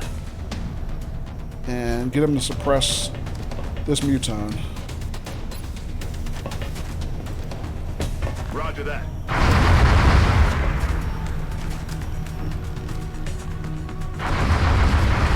Alright, so he won't go anywhere. So we need to move Scott up and get Scott some reloads on this turn, so he'll be useful on the next turn.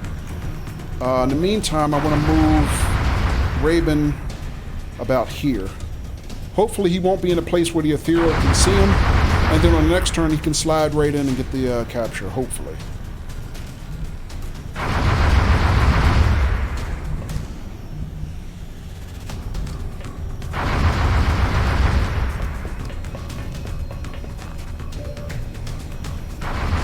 Alright, let's move Scott up to here. Get him a reload. Good to go. Alright, and we got... Oh, I forgot about Husky. Husky, do you have a target? How does Husky have no targets? So, we got this dude here behind high cover that everybody else can see. And the Ethereal standing right here that I know Blast Popping Donna can see. Why can Husky not see that guy? That's insane. Alright. So, I really don't understand that line of sight. That's really weird. Hypo says, Raven's second chance. Yeah. Let's just hope this works out, Hypo. Alright, so we're going to have to move Husky a little bit. Try to see if I can get him in a useful position. Maybe I can lower him instead of having him at max height. That might help. Because maybe there's some, like, structure rendered in the ceiling that's kind of screwing him up. It's the only thing I can think of.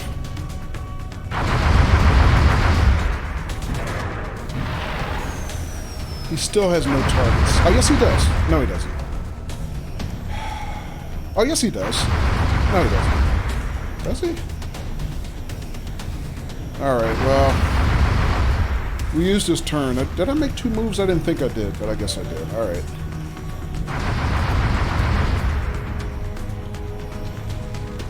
Alright, so the Ethereal can't see Donna. I don't think he knows where Donna is. Should I move Donna? Also, I forgot. Donna's ghost armor has a grappling hook. Can I get her like in the rafter somewhere where she can ambush a fool? Probably so, but I don't think it matters. Nah, it's okay. I don't want to do that.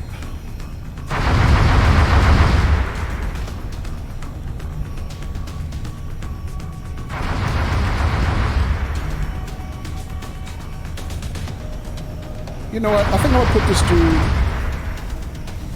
No, I'm not. I was thinking of just putting Donna right next to this dude, and maybe depending on what he does after this turn, she'll be at point blank range. She can take 2 shots on him. But she might also after this turn get flanked by this guy. That might not be a good move. I'm gonna leave Donna where she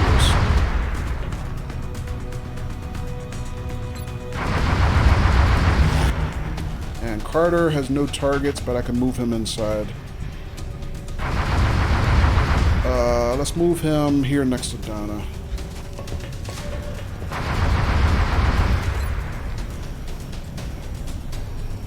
I should probably have him take a shot on this guy, see if he can get any damage. Oh, what the hell? Let's take a shot. Whoa! Ooh! Alright, so he reflected the attack back on Carter, which is one of the things they can do, which is nasty. Yeah, and he mind controlled Blast Pop, which I was afraid of. Alright, so that's the end of the turn now. That means that this guy didn't attack anybody. So we can get Raven to move in now for this capture, hopefully.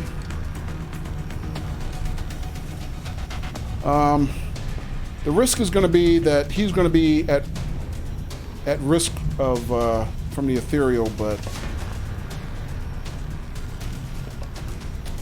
I don't know. I think it's a risk we have to take. So let's just move him in, see if we can get this done.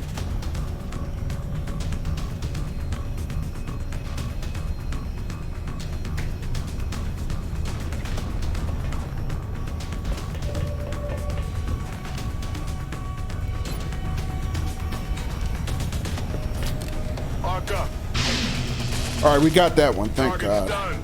Ride the lightning. Good job, Raven. Now we just got to see if we can keep Raven out of trouble. Husky, tell me you have a target now, please. Husky still can't see this guy. Honestly, guys, I don't understand that at all. I really don't. Alright, well, alright, luckily Carter did not take any damage from that reflected shot. He might have,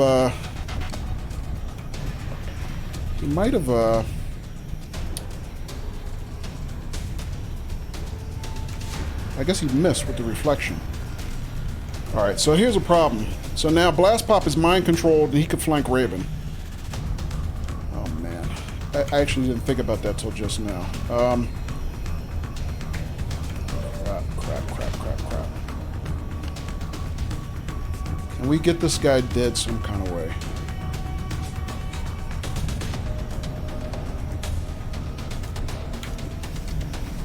Alright, Scott has a rocket. Maybe I can get a rocket on this guy now. This is guaranteed damage. Let's try that first.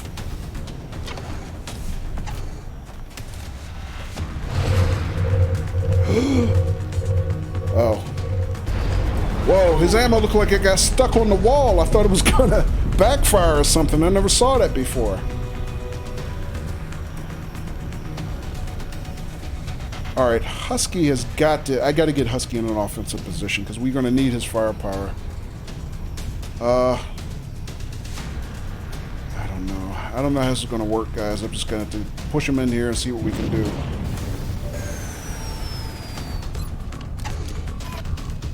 Alright, so he can use his pistol. Oh, Husky has Mind Fray. I forgot about that. Alright, you know what? We have to maybe get Husky to Mind Fray this guy as a Blast Pop as a last resort. That might reduce his accuracy just enough to not be able to hit Raven, because if he hits Raven with that flanking shot, he might kill Raven. I mean, he can do as much as 18 damage with that weapon he has, and Raven's only got 19 health. He might one-shot Raven, to be honest, if we can't figure a way to get this guy dead, maybe. Let me see this. All right, so let me see. So we'll save Husky's move for last.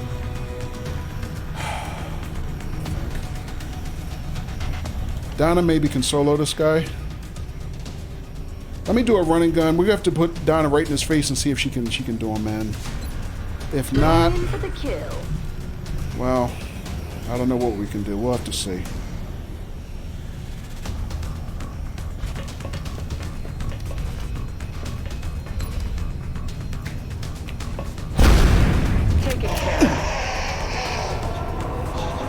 All right. Unfortunately, Donna's going to take a little damage, but hopefully that's the mission. Excellent work. All objectives complete. Thank God. GG, Donna. Clutch shot as usual. 23 dead, no... Well, maybe a couple injuries. I don't know if anybody's in the hospital. Woo! GG, squad. Great job. Great job.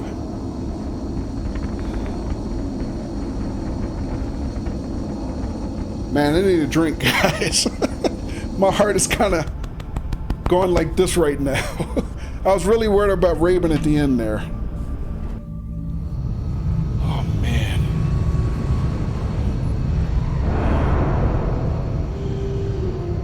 Now Not a single No casualty injuries. among the entire squad.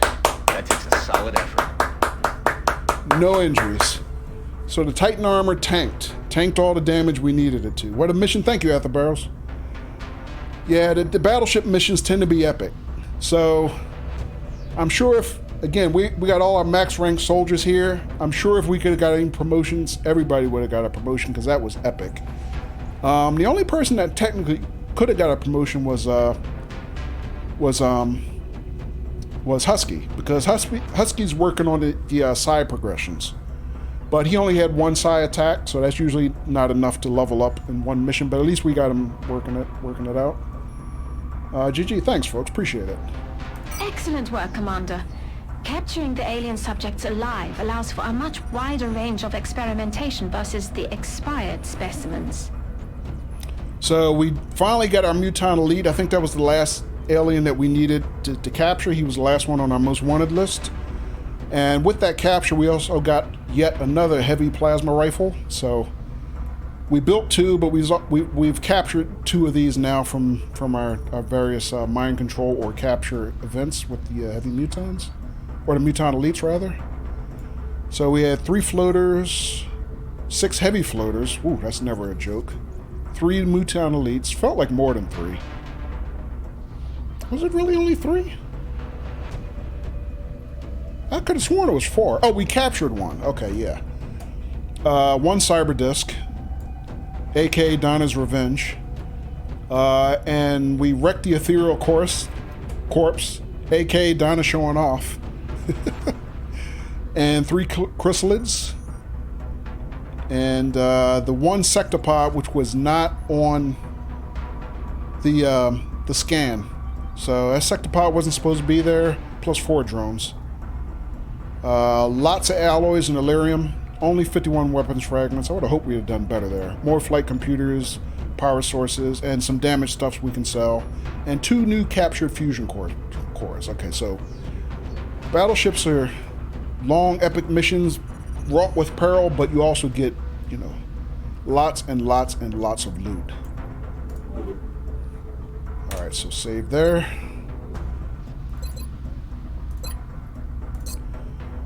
Whew, guys, that was a really long mission. We already been streaming over 3.5 hours, and we only did the 1 mission. GG. GG to you, Donna. Thanks. But yeah, put the alloy cannon in anybody's face, even that guy, and usually they go bye-bye. I was just hoping you weren't going to miss, Donna. Or get the shot reflected back in your face. As you can see, that's one of the things ethereals can do. I mean, they're not much in the way of physical combatants, but they do have some nasty abilities. Alright, so in the meantime, we got a fresh new capture here. So there's our Muton Elite. And he's probably feeling true fear for the first time in his life. And he's wondering what all these scrawny little guys are doing, looking at him like that, and regretting his life choices up till now. And I think we're going to let Dr. Valen have some fun with him immediately.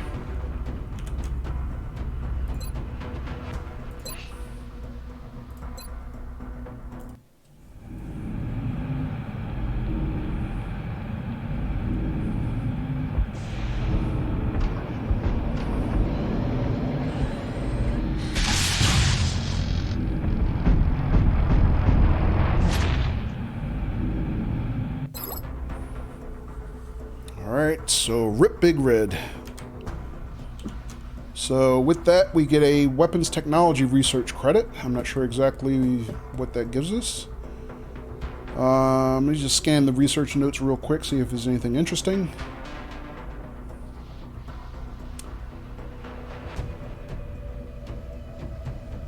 Dr. Valen says, the captive's sheer physical power and increased savvy made its interrogation both dangerous and exhilarating. Yeah, I think Dr. Valen gets off on these things. And that's okay, because we don't kink shame here, but hey, whatever it takes, right? After establishing an enhanced security protocol to deal with the risks, we began the interrogation process, blah, blah, blah. This captive had the distinct honor of serving as a guard within the alien force and had complete understanding of the various weapon systems available to the invaders.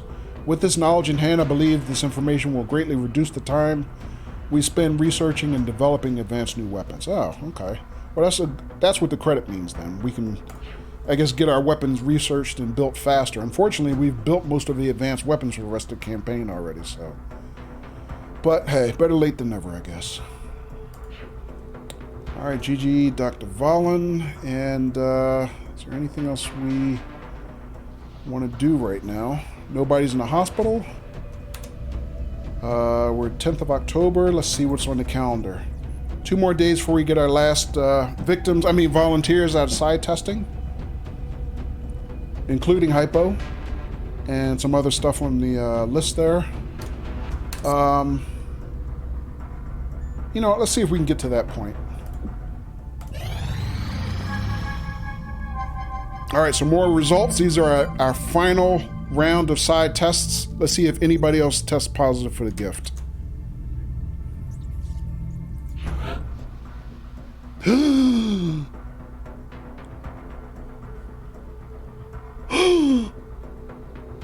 Guys!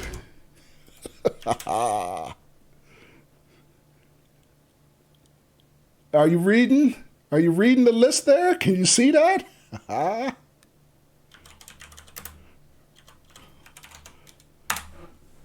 breathtaking.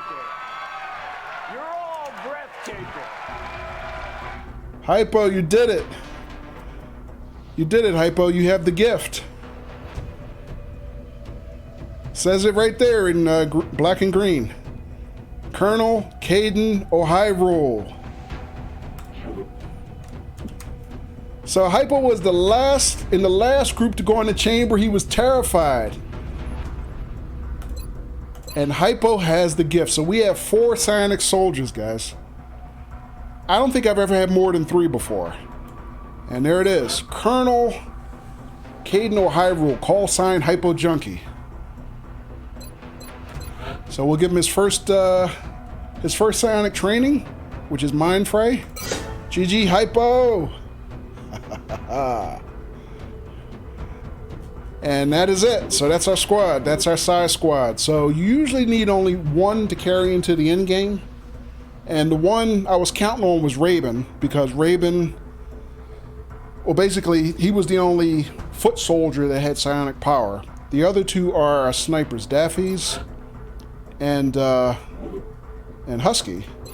But it's kind of hard for snipers to employ their psi powers because they usually fight beyond visual range, right? But that means we have 2 psionic foot soldiers, you know, at or near the front line. So that's really going to help. Donna said, does the base have a short bus for the gifted? Yeah, Donna. Unfortunately, it's the same bus that the rest of you guys ride on. So, Kappa. So GG Hypo, that's a nice touch. So, and also what that means is that, you know, like I said, right at the end there when Blast Pop got mind controlled, I was really worried because he had Raven flanked, right? So Raven at that point, I was thinking he's our only practical psionic soldier, and that's going to make it difficult if he gets one shot. You know, if we go into the end game with just our 2 snipers being psionic. But on the off chance something happens to Raven at this point, we also have Hypo. So we got 2 chances going into the end game, which is going to be key to our finishing the campaign. Oh, you know what? And we also didn't get our new squad mate out here. So if anybody who dropped in after we had started the mission, we built 1 shiv, and what we built was a hover shiv, which is the most advanced version. And hopefully in the next mission we'll be able to get this out and just to play with it, you know, just to show what it can do in the field and how it can be used. And we still have to get our original rookie out, Calvin Nelson. So unfortunately we, excuse me guys, we didn't get any of our juniors out. Nudes didn't get out this week. Beehart didn't get out this week, and Skillet didn't get out this week.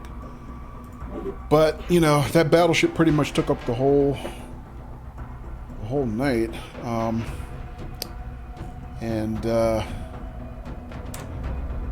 You know what, before before I sign off, I'm going to do the quick walk around the base just to see who's doing what and where. So nobody's hurt. But look at this. We got a couple of people in the infirmary. Now everybody's wearing their armor on the base. It used to be that nobody wore their armor on base. Now everybody's wearing their armor. So let me see. Who we got here? I think this is Blast Pop. This is Hypo right here, I'm pretty sure.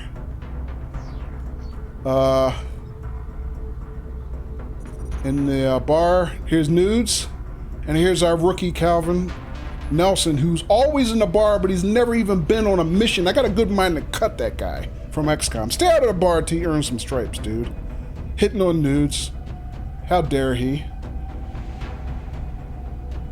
And let's see who's in the gym right now. So here's Daffy's. Hey, Daffy's in the gym. I've never seen Daffy's in the gym before. GG, Daffy's. And this is King, I believe, from the hairstyle. King's probably pissed because he didn't get out for the last couple weeks. You know, I've been trying to get him out. Yep, and here's Raven. Once again, Raven shooting pool in his armor, which he's making a habit of. And this is Sanwaro. And this is, who am I forgetting? Is that? I'm not sure who that is. Is that Scott? I'm not sure. Actually, I was looking up at the barracks to identify who this is. Apologies for whoever I'm forgetting. But no, I think Raven's vanity is contagious. Everybody's starting to wear their armor around the base talking shit. Donna says, Daffy says nice boobs. Bet it's not the first time he's heard that. Daffy says, no, it's not. A nude sighting says Hypo, right? Donna says, no, I don't want to wear armor on the base. Yeah, I guess Raven is contagious. So. Where's Daffy's again? Oh, Daffy's is in the gym. There you go. A Swedish hottie. Real quick, just for fun, I'm going to see if I can identify who the other person was in the pool hall. That's King.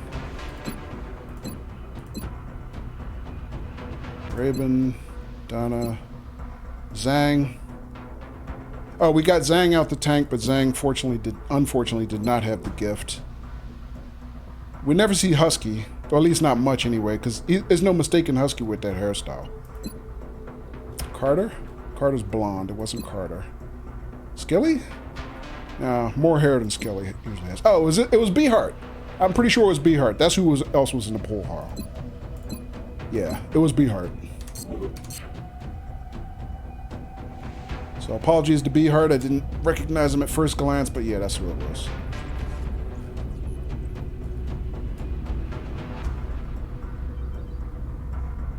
Yep. All right, guys. So that was a long mission. I was hoping we could get in a couple more missions tonight, but that took a really long time. 3.5 hours, just about. So I think we're going to wrap the stream there. And even though I kind of not I'm not sleepy tired, but mentally I'm kind of worn out. So I don't think I could take on another mission responsibly tonight and risk misclicking or getting somebody killed.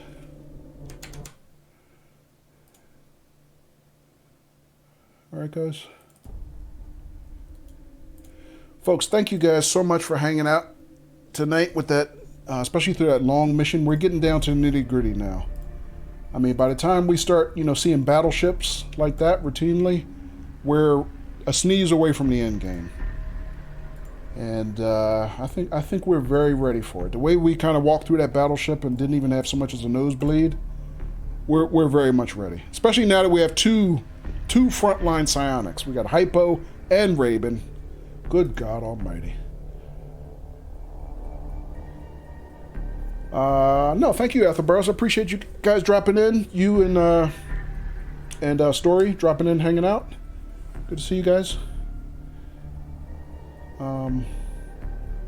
Daffy says, stop checking out my boobs. Yeah.